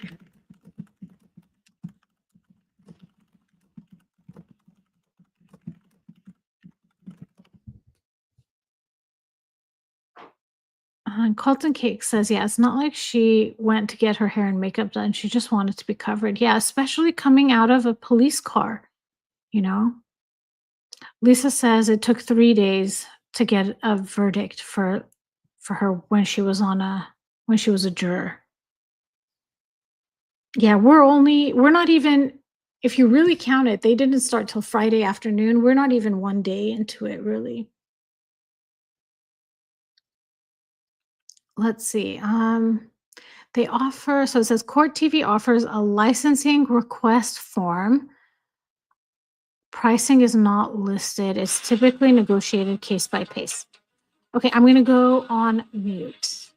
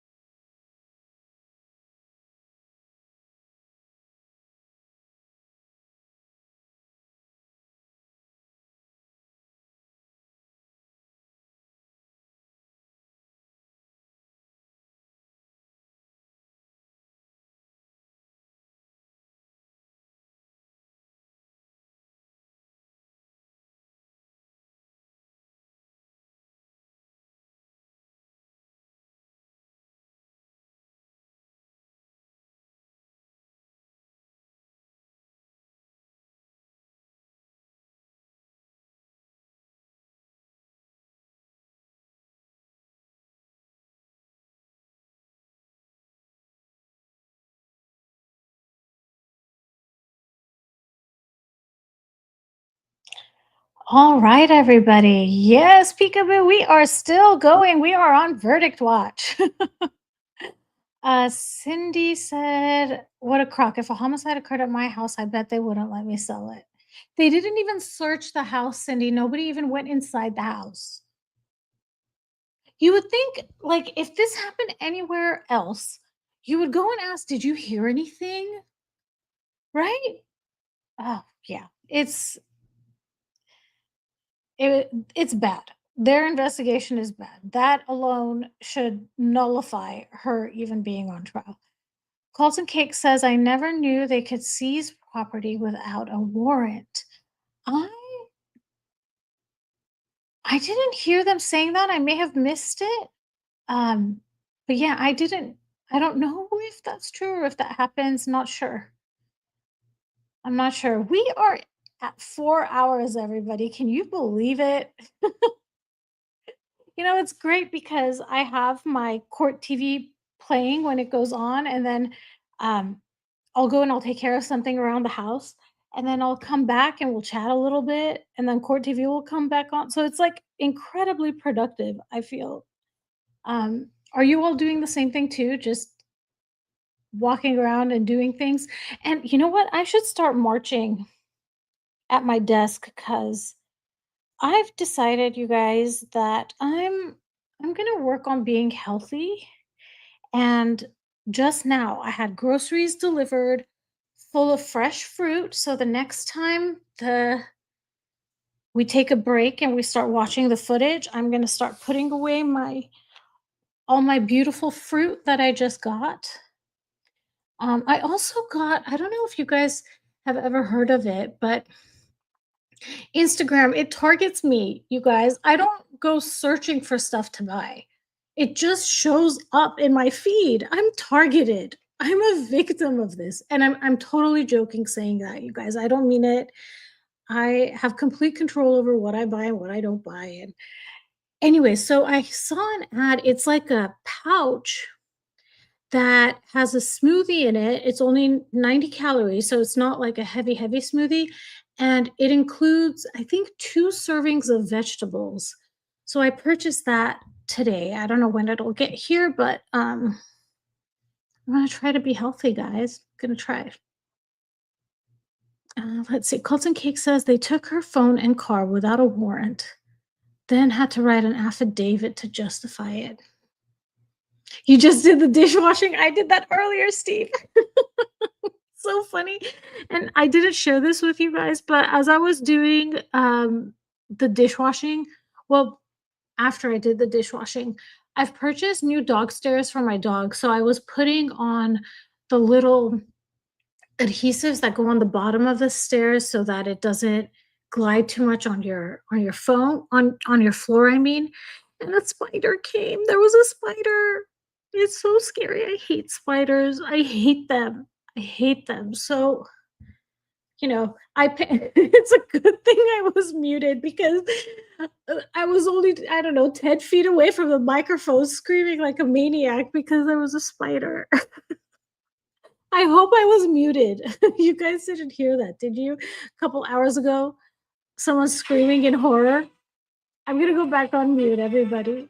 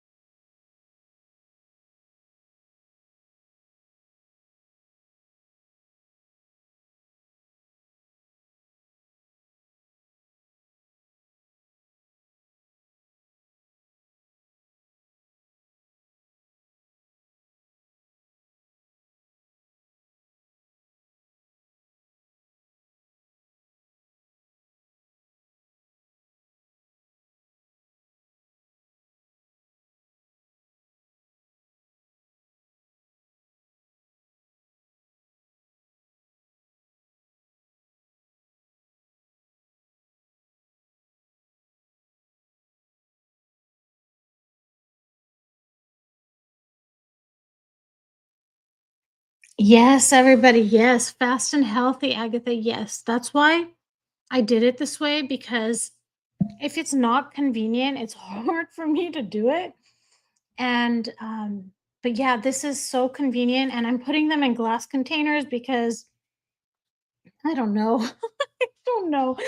I feel like that's a lot easier for me to grab and start eating out of rather than the plastic containers that it comes with in the store. Yeah, and I bought some string cheese, so I just put them in a really nice container inside the refrigerator. I purchased like single packs of apple slices and baby carrots, so I put those all nice in a little tray. So we're good. We're good.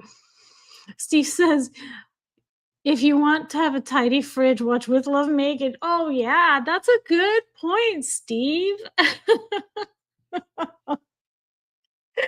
That is a great point. That was a tidy refrigerator with all the vegetables cut up perfectly. That's funny.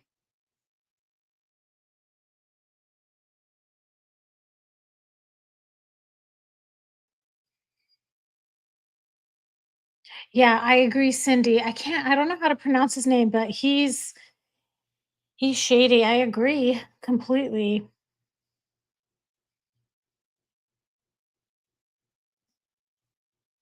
We're approaching 4.5 hours. It looks like people think it's 3 days. That third day, and the lady before that was talking was saying it's not 8 hour days, but three like calendar days. So Friday, Monday, Tuesday, I guess, is the average that these jurors come back. Colton Cake is saying, don't forget to write terrible puns on your blackboard. I don't have a blackboard. Should I get one for my refrigerator? Oh my goodness. That's funny. Colton Cake says the spray on hairline guy, nice blue suit. He doesn't feel trustworthy though. Is that the detective or the officer that whose name starts with B that I can't pronounce? Cindy says yes, minus the raw chicken. Oh gosh, you remember that, Cindy? Oh goodness. Terrible. Absolutely terrible. I couldn't tell if the clock was still counting um just now.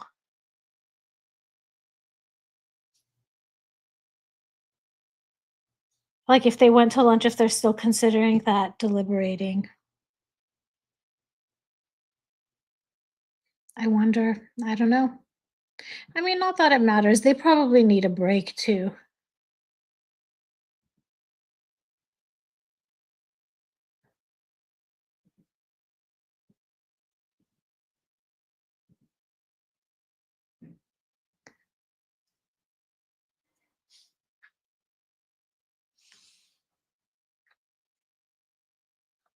Steve says only a few dingo. Oh gosh.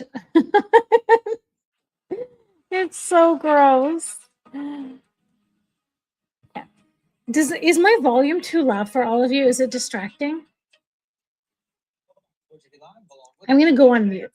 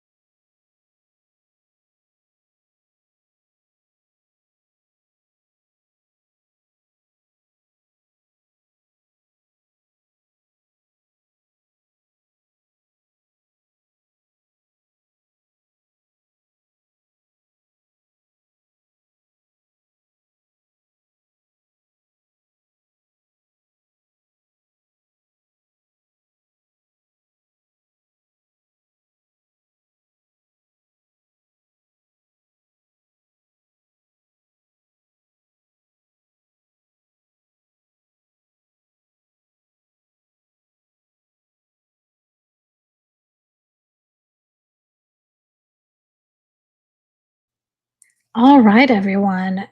These people,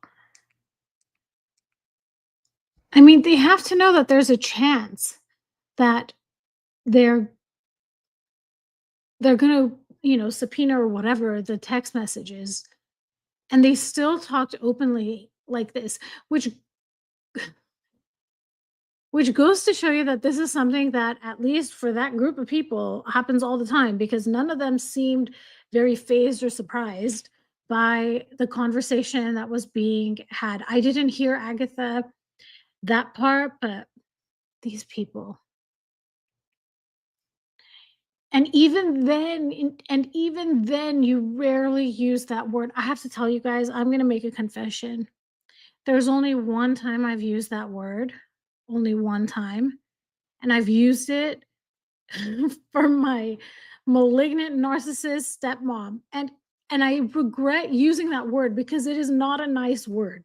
But that's the only time I've ever used it, and yeah, it's a powerful, strong, emotionally loaded word. Yes, it's so foul. So, Steve, I don't know why they didn't call Proctor. It makes sense why the prosecution wouldn't call, right? Because he's going to make their case so it's going to look bad. I mean, it already looks terrible, but it'll look worse. But I don't know why the defense didn't call. I do too, Cindy. I absolutely hate that word too. And I hate it so much that I remember the only time I've ever used it because it is such a, yeah, I don't like that word. I mean, it's for everyone's you don't mind using it yourself, Cults and Cake says. It feels worse because it's a gendered swear. Yeah. There's another word I don't use either, and this was so in like 2008, 2009, I think it was John Mayer who started this campaign to stop using the R word. So I also don't use the R word. Um, that's not a nice word either. Oh my gosh, Cindy, someone said that to you and in the workplace and a supervisor? What is wrong with people? I am so sorry you experienced that. Oh my gosh. And there's like power dynamics at play there too. When it's a supervisor, what are you going to do? They're your supervisor. Oh my goodness. And it's so weird to happen in a workplace. Like, I'm sure it caught you totally off guard. That's so terrible. Oh my goodness. Yeah, I'm sorry you experienced that, Cindy. Oh, something's happening, guys. I'm gonna go. Let's see. Let's see. Okay, I'll go back on mute.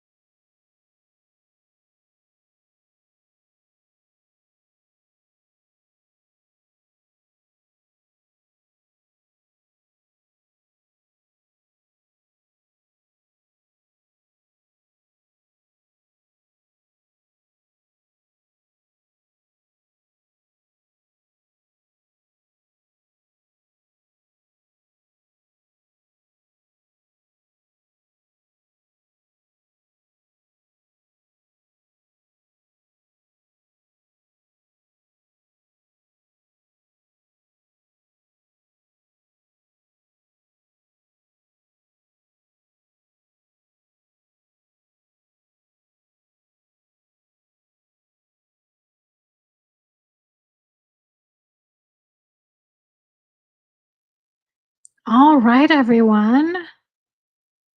What do you mean, Agatha? I love Scottish accents. I love it. Peekaboo. Yay, peekaboo. Welcome back. Welcome back.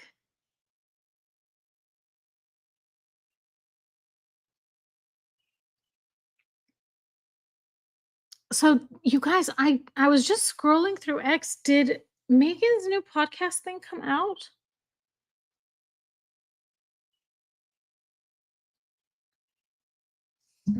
Colts and cake. Steve says a bit tricky because it's not a strong accent and he is well spoken. What did you think of that testimony? So he did say that it was a Google search that was deleted by the user. I think that's what he said, right? Um, and there was a second search. I mean, there was a second thing that he looked that whoever it was on using that phone looked for, but I can't remember what it was off the top of my head. I know, right? I know, peekaboo. I know. I wonder if I'll get a chance to make a video for revealing the narc today. I hope so.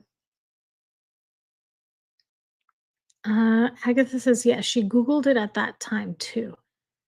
Yeah, I don't remember what they said that other question was. It would have been so fun to watch this entire trial with all of you. 6 weeks, though, that's a long time. That's a lot of dedication, but there's just so much evidence.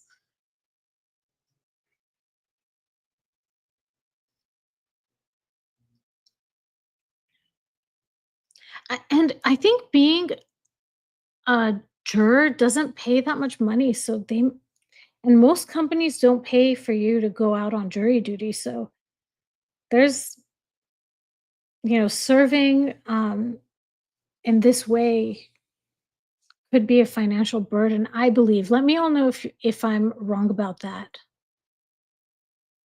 Yeah, Agatha, I would too. I would as well. I would try to do the lives as often as I could, though, because these are really fun. I mean, we're almost 5 hours in at this point. Was it Cindy that was saying she made tea? I kind of wanna make some tea. Some chamomile tea sounds so good right now. But I just heard that we have a heat advisory, um, for today. Heat watch, heat warning, something along those lines.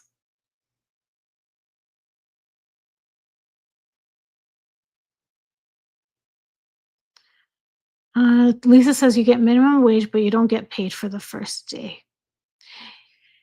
If I'm not mistaken, my company gives you 3 days of jury duty paid,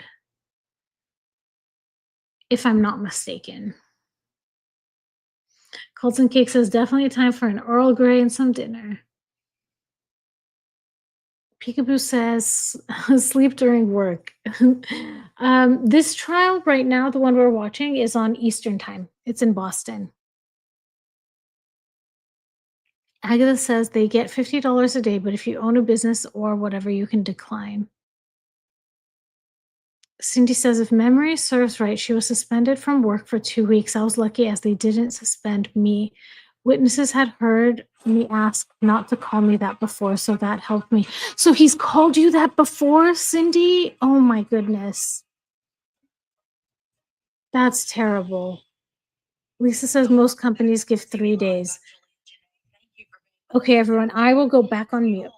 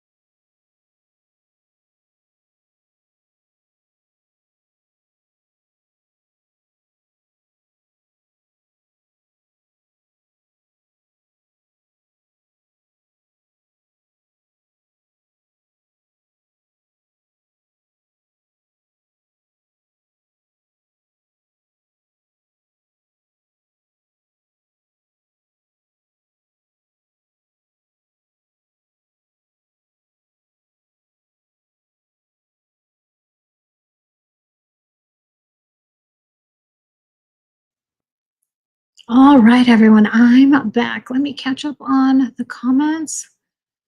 Um, Cindy's asking, how are judges chosen to peekaboo? Peekaboo said earlier, but the judges aren't chosen by public or appointed by some politician. Lisa says some judges are appointed, some are voted in. Lisa, are you speaking about the US? Um, Peekaboo, I think you live in the Netherlands, right? I think so. Okay, everyone, I'm gonna go back to mute.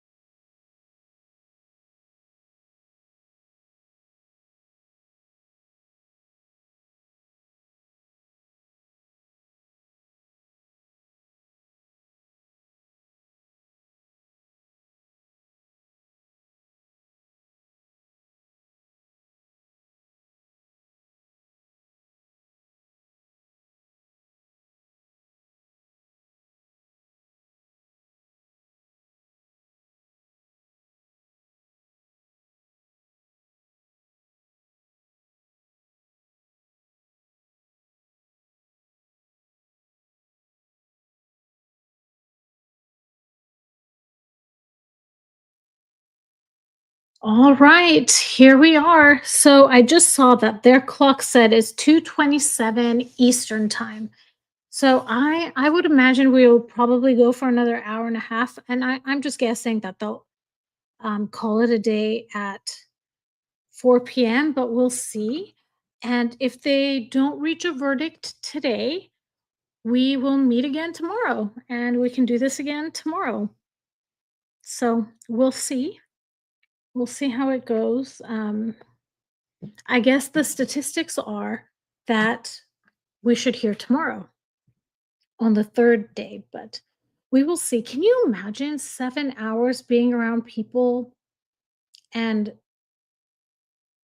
I don't know, it seems like a very long time, doesn't it? But with 12 people trying to come to conclusions on three different charges and there's so much evidence, it must be a lot of work. 12 different perspectives and who even knows.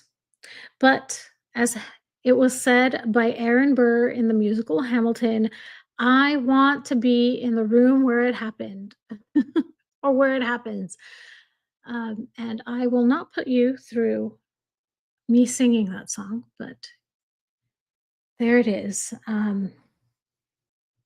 So, I've been thinking about that, how she said, I hit him, or did I hit him, or whatever. And when you're in a state of shock, like, I don't know if you all do this, but I question my memory. I question, like, oh my gosh, could I have done it? Did I do it? I, I feel like that's not something to really hold against her. I feel it doesn't stand, right? Lisa says we had a nut on our jury. Tell me about it, Lisa. How was it? I've never been on a jury. I've been called 3 times, and you know how before they take you to the courtroom, there's this huge bullpen with like 300 people?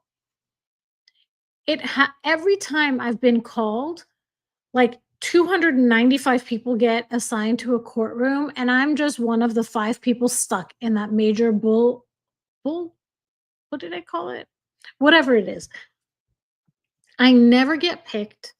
I don't even get assigned to a courtroom, and I don't know, like, I would really be interested in, serving on a jury, but for whatever reason, they don't pick me. I think maybe it's the enthusiasm. It's the unbridled enthusiasm. That speaks more for her innocence, Agatha says. Cindy, you mean Jen McCabe, the person that was inside the house? Or not inside the house, but was with, um, Karen and Carrie? Steve says, "Yes, but we can take breaks. It's something I've never done before, so I'm having a great time." I've never done this either. I have never done this either. I'm having a great time for sure. Agatha says they'd never call me. I was a green card holder. Oh, I didn't know that, Agatha. Lisa says she was against everybody's opinion. Her reason was she knew better because she was from a certain city. Oh my gosh. That does sound like a very difficult person to have on a trial with you. Okay, everyone, I will go back to mute.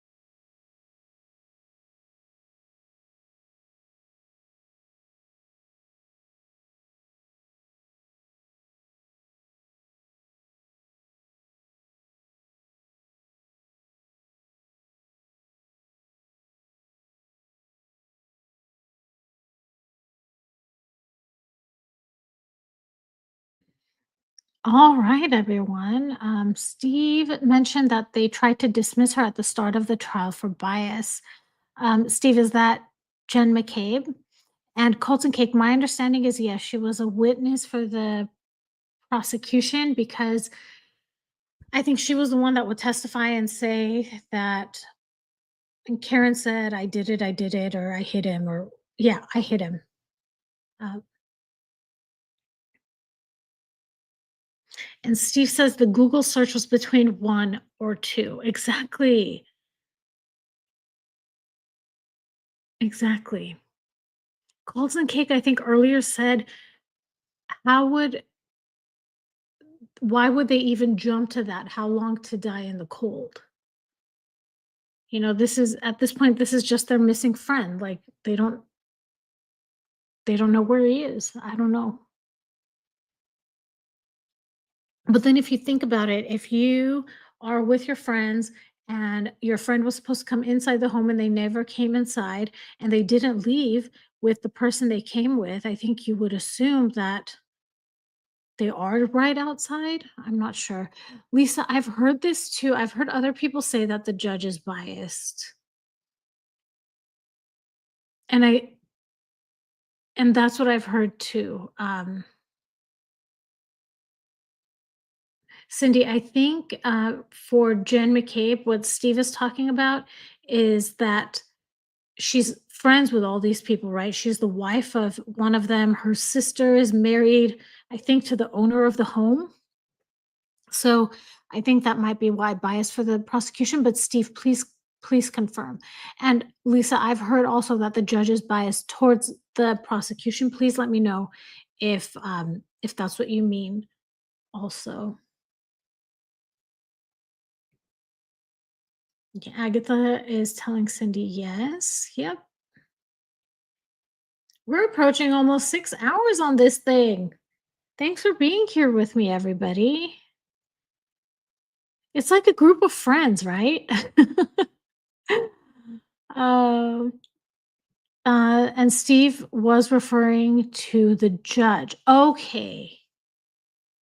Okay, I misunderstood Steve. So they tried to dismiss the judge for bias. Yeah, we are troopers. We certainly are. And I have to tell you, I was inspired to do this because of Agatha. So, thank you, Agatha. Thanks for this great idea. And yeah, it's a watch party. That's what it is. It's a watch party.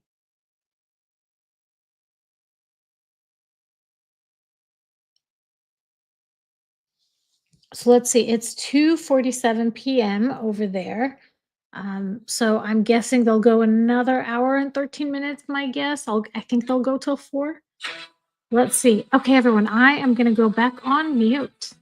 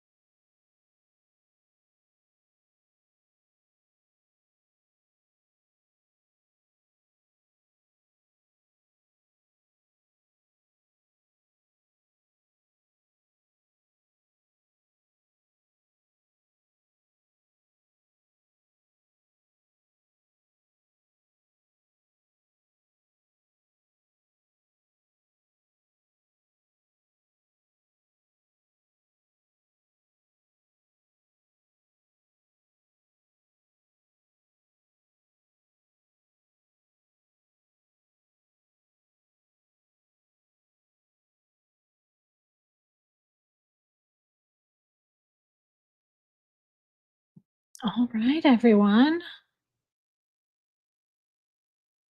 So Lisa was saying that the witness that we just saw, um, she says she's a tech nerd, but a lot of her testimony has been disproven. I actually didn't really like her attitude because it felt like she was throwing shade at anyone that said, "Oh, they deleted it." And she's like, "Well, you can't delete it. So how do they delete it?" She said something along those lines. You can delete a search history. You think you've deleted it, right? Like, you go into your phone and I think you can. Yeah. So Colton Cake says, "So the more apps you use, the less data for each is stored." I didn't know that, Colton Cake. I'm not sure. So Agatha's asking, "I thought she went through Jennifer's phone." That's what I understood as well. Cindy's asking, "Why would they bring her back for the second trial if her testimony has been disproven?" Lisa, was she present at the first trial or okay, so Lisa says, "I remember her testimony from the first trial. I think the FBI blew her testimony apart. It's been so long, I forgot the details." Interesting. I didn't know about that. Agatha says you can get almost any data back.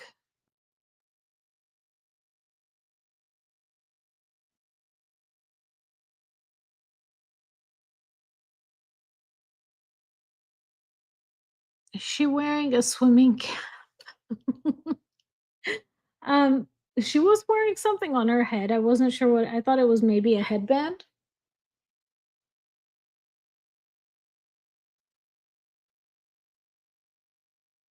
but I am not sure.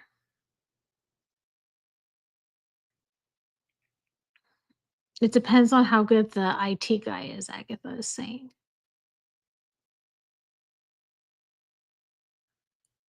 Colton Cake says, "Yeah, I thought you could delete search history, but you have to do something to find it again." Yeah, I wouldn't know how to do it, but oh, Colton Cake says it's a headscarf. Um, and Colton Cake says, "Yeah, I thought you could delete search history, but you have to do something to find it all again." And I would assume that someone has to be a professional to get it. Okay, Lisa says she is Jewish Orthodox. Oh, Cindy, I am having a great time. This is really fun. It's nice to have this conversation going and yeah, and everyone is I don't know, I feel like we've gotten to know each other so much over the last week. We've been doing this for a week now. Yeah. Agatha says, "I know people that recover data for a living." Man, I'd hate to be the spouse of one of those people. Not that I'm looking at anything bad, but, like, what if, they find out my shopping history or something? I'm just kidding, everyone.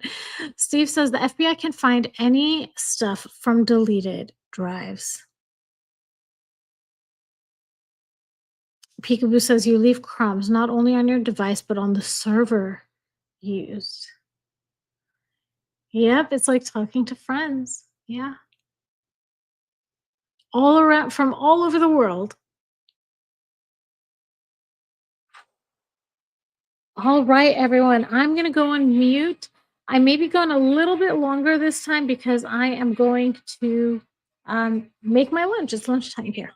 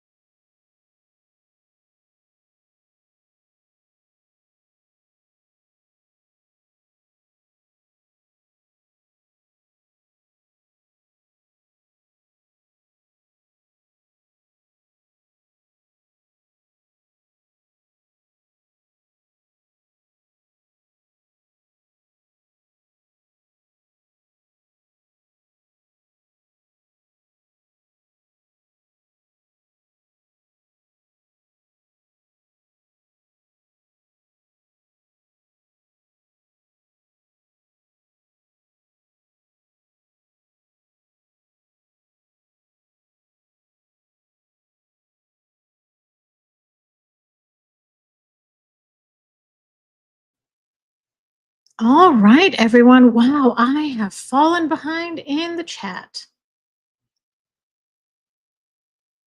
Where do I even begin? Ooh, I see fairy lights. I'll start there. Um,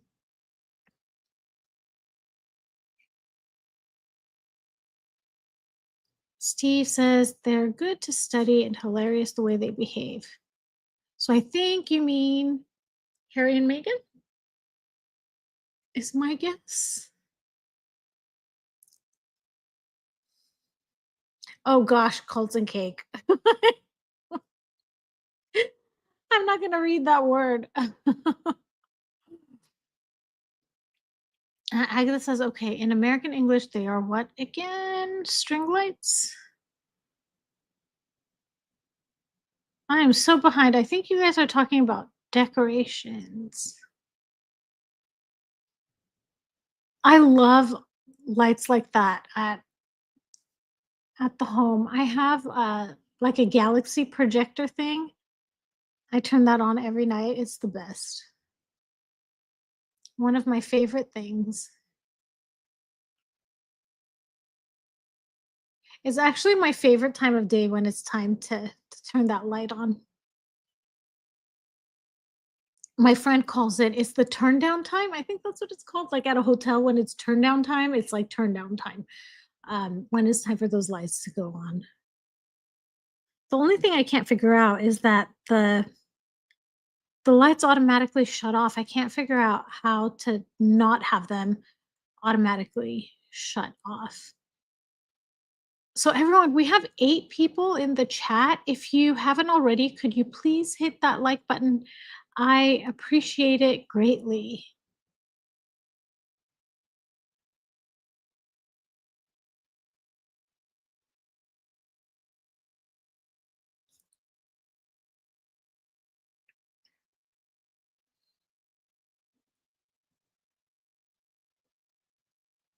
All right. Well, I don't know what to say, everybody. I was looking for the photos of Karen Reed and her second arrest, and I unfortunately couldn't find it. And maybe actually, maybe that's a good thing because she was wearing clothes she didn't feel comfortable in. Agatha says, Peekaboo, yes, that's right. They seem to make good royal husbands. Who? I am so lost. Steve says, I was talking about HRH, the Duchess of Downhill. Oh, she is Duchess of Downhill. Truly. That is a great. I love that. Okay, everyone, I'll go back on mute.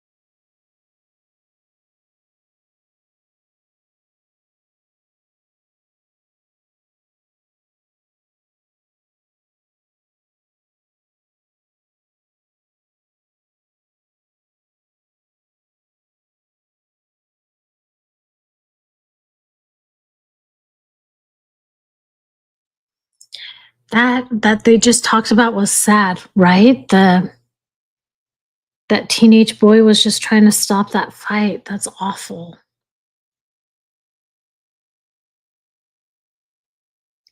Right. Let's see what you all are talking about. He really got the best one. Yes, he did. Catherine is amazing. Have you all seen her pictures today? She looks stunning. Yes, exactly as Steve said. The most elegant, classy, beautiful woman. And it kills Megalier. Absolutely. Agatha says my ex narc baby daddy was younger. I stay away from that now. Yeah. So it looks like there is a trial we can start watching tomorrow. But we'll see. I want to be on verdict watch. I want to see what's going to happen here. So it's 3:30 over there. Let's see how long this goes. Lisa says in the first trial, Lally had the worst opening statement I ever heard. Really? Yeah. I do wonder, like, this costs a lot of money. How are they affording this, right? Because they also posted bail. She's not in jail.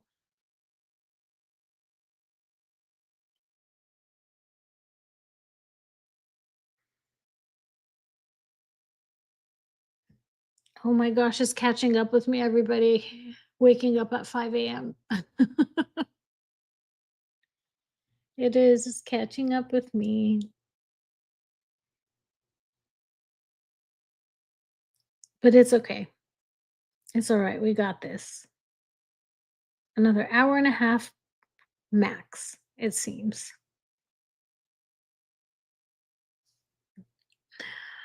Oh my goodness. You are all hilarious in the chat.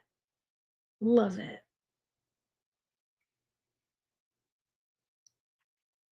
My ex husband was 4 years older than me, is 4 years older than me. Um,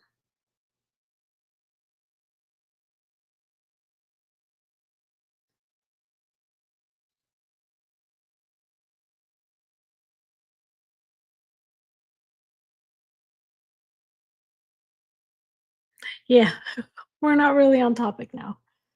But that's okay. That's okay. We can only talk so much about the trial.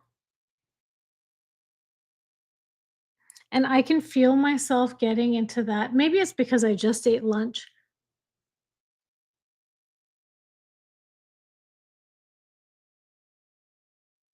That like afternoon nap time, I feel it. And I turn my air conditioner off so my home is like warm. And I don't know if you're all like this too. When it's warm, your eyes, it's just so hard to keep them open. But I can't take a nap. We have to watch this. And then I actually have a meeting in an hour and a half. So the timing ends up kind of perfect if it goes till 5 p.m. Lisa says, I think Jackson knows the ropes on raising money for trial defenses. Oh, you think that's how he did it? Like she didn't pay directly for it? I wonder how do you do that? I haven't heard of that. Agatha too?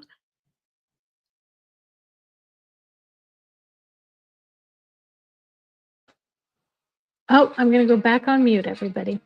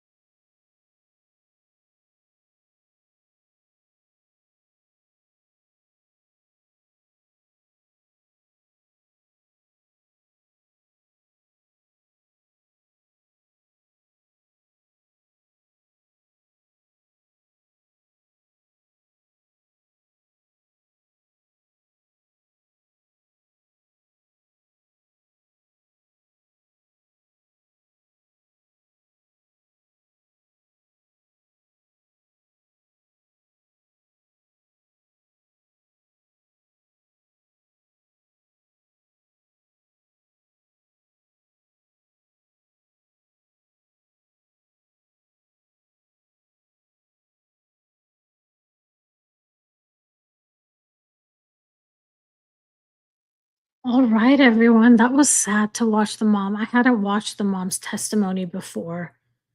Um, yeah. What was the question we were just saying we were discussing? I think Agatha asked it. Oh, Cindy asked, did his mother not like Karen?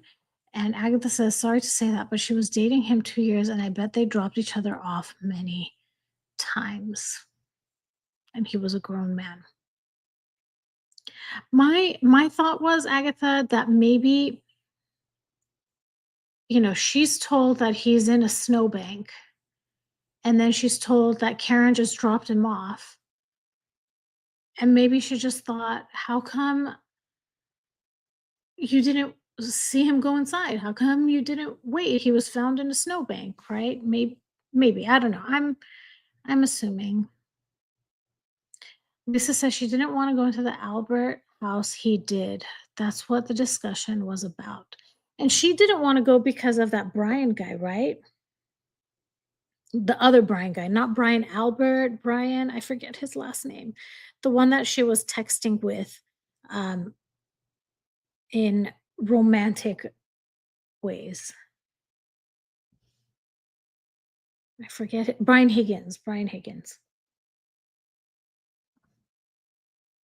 And they were saying too that Brian Higgins, he was almost trying to fight, right? John O'Keefe, based on the video footage from the bar. Agatha says, that's what I mean. Her emotional thinking is extremely high and goes all over the place. Yeah. Yeah. The moms. Yes, Agatha. Agreed. Lisa says, it seems that I have closing arguments on and you guys are watching something else. We have court TV on, and what I'm seeing right now, it says we'll be right back. And it says, verdict watch, jury is now deliberating the fate of Karen Reed. Yeah, I don't see that. Are we all watching the same thing? Am I not watching what you all are watching?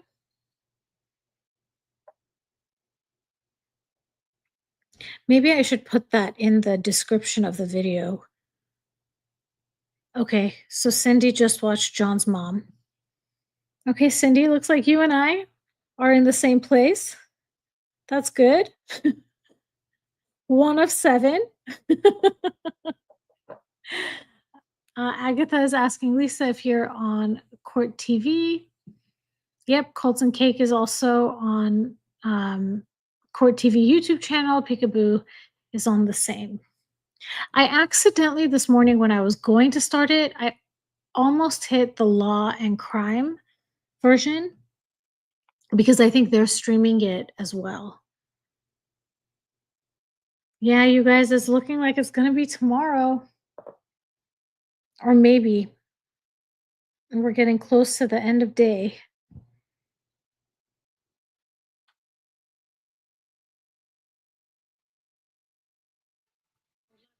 All right, everyone, I'm gonna go back on mute.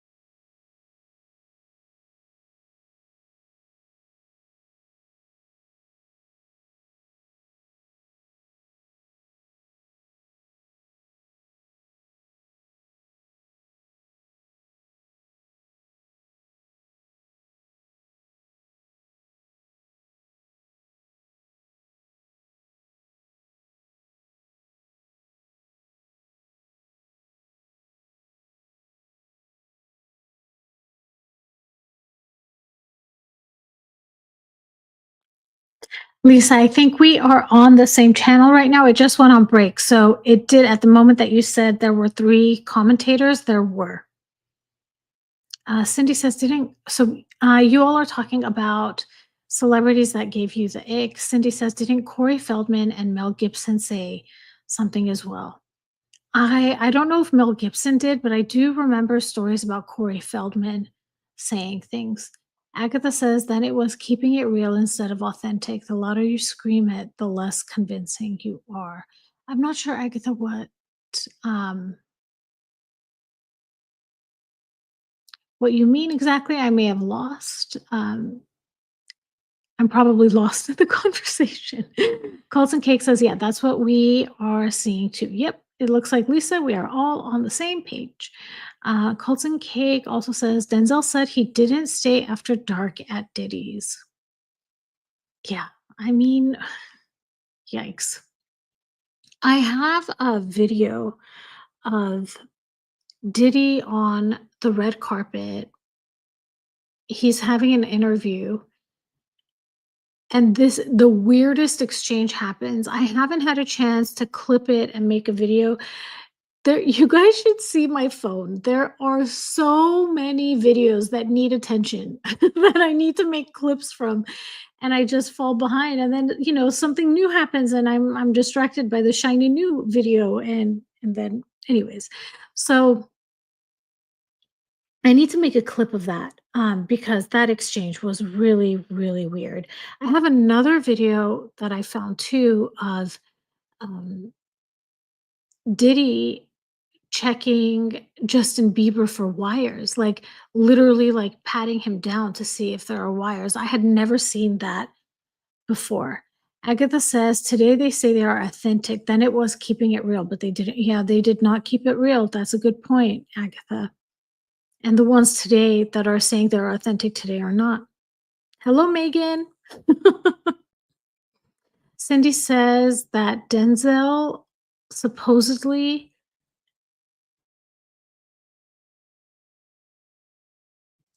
Sorry, guys, I just got hit with a yawn, so I had to go on mute. Oh my goodness. I'm gonna sleep really well tonight. Cindy says that Denzel supposedly had words with Diddy as well. You know, I know we're supposed to think that people are innocent until proven guilty, but I just can't with Diddy.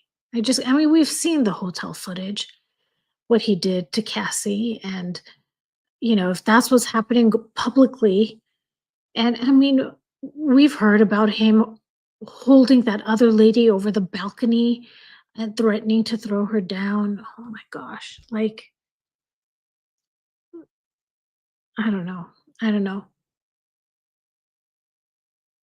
I was thinking about that Cassie video and how Diddy was in a towel. And I think that says something because this is my interpretation. I think Diddy was in the shower and she's like, here's my time to get out of here. He's in the shower. I can leave. And unfortunately, I think he figured out that she was planning her escape and he came after her. That's that's how I don't know. It makes it's very sad. Are you guys seeing the commercial too? Oh, here we go. It's gonna start.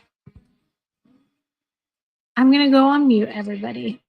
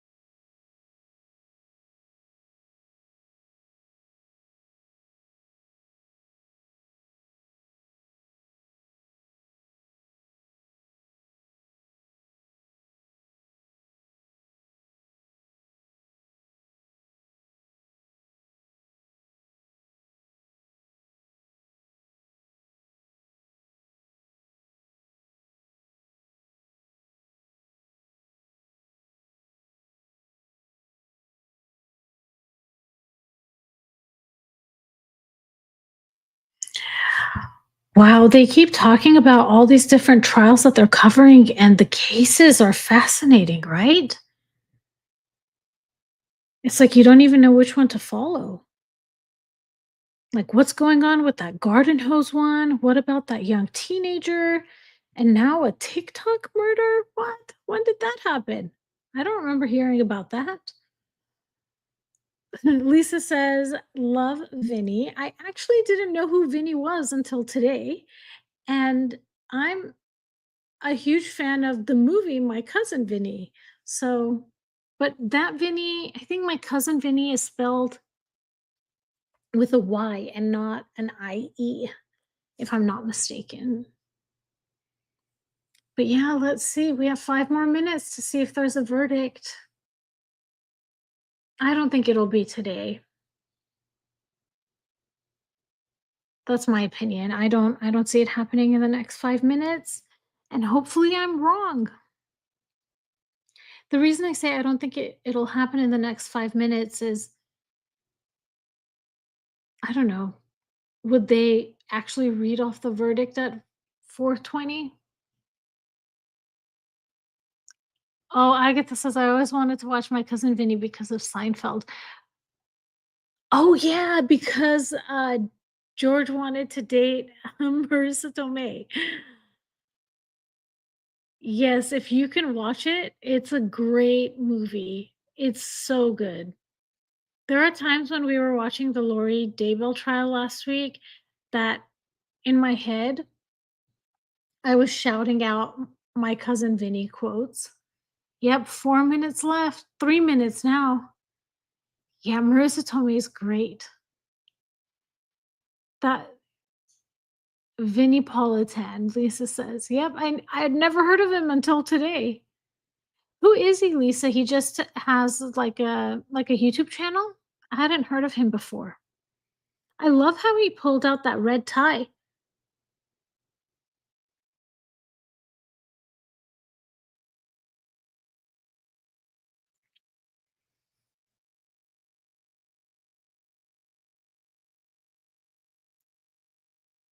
Let's see. We're still at 3 minutes. 3 minutes left. Thank you everyone for spending today with me. This has been a great time. And if we don't hear anything in the next few minutes, I will at some point set up a live stream for tomorrow. So Lisa says they would hold them over if there's a verdict. Yeah, and I guess if you've been on the jury for this long and you've reached a verdict, you're like, I'd rather stay an extra half hour or whatever rather than having to come back tomorrow. Oh, thank you, Agatha.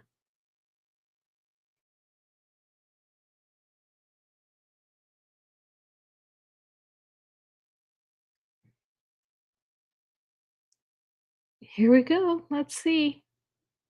2 more minutes according to my clock.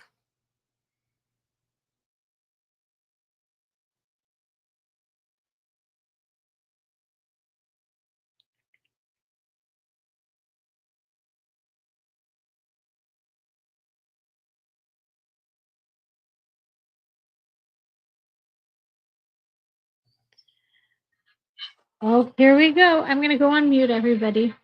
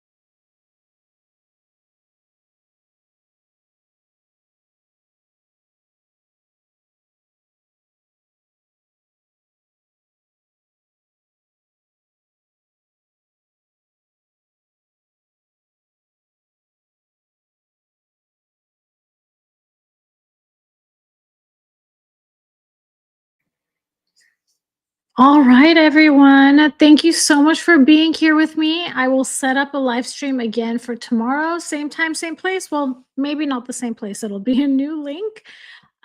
Yeah, thank you so much for being here with me. I enjoy all of the chats we have. I enjoy your company. And yeah, have a great rest of your day. Have a good night if it's nighttime. Have a good morning if it's morning time. And I will talk to you all soon. Bye everybody.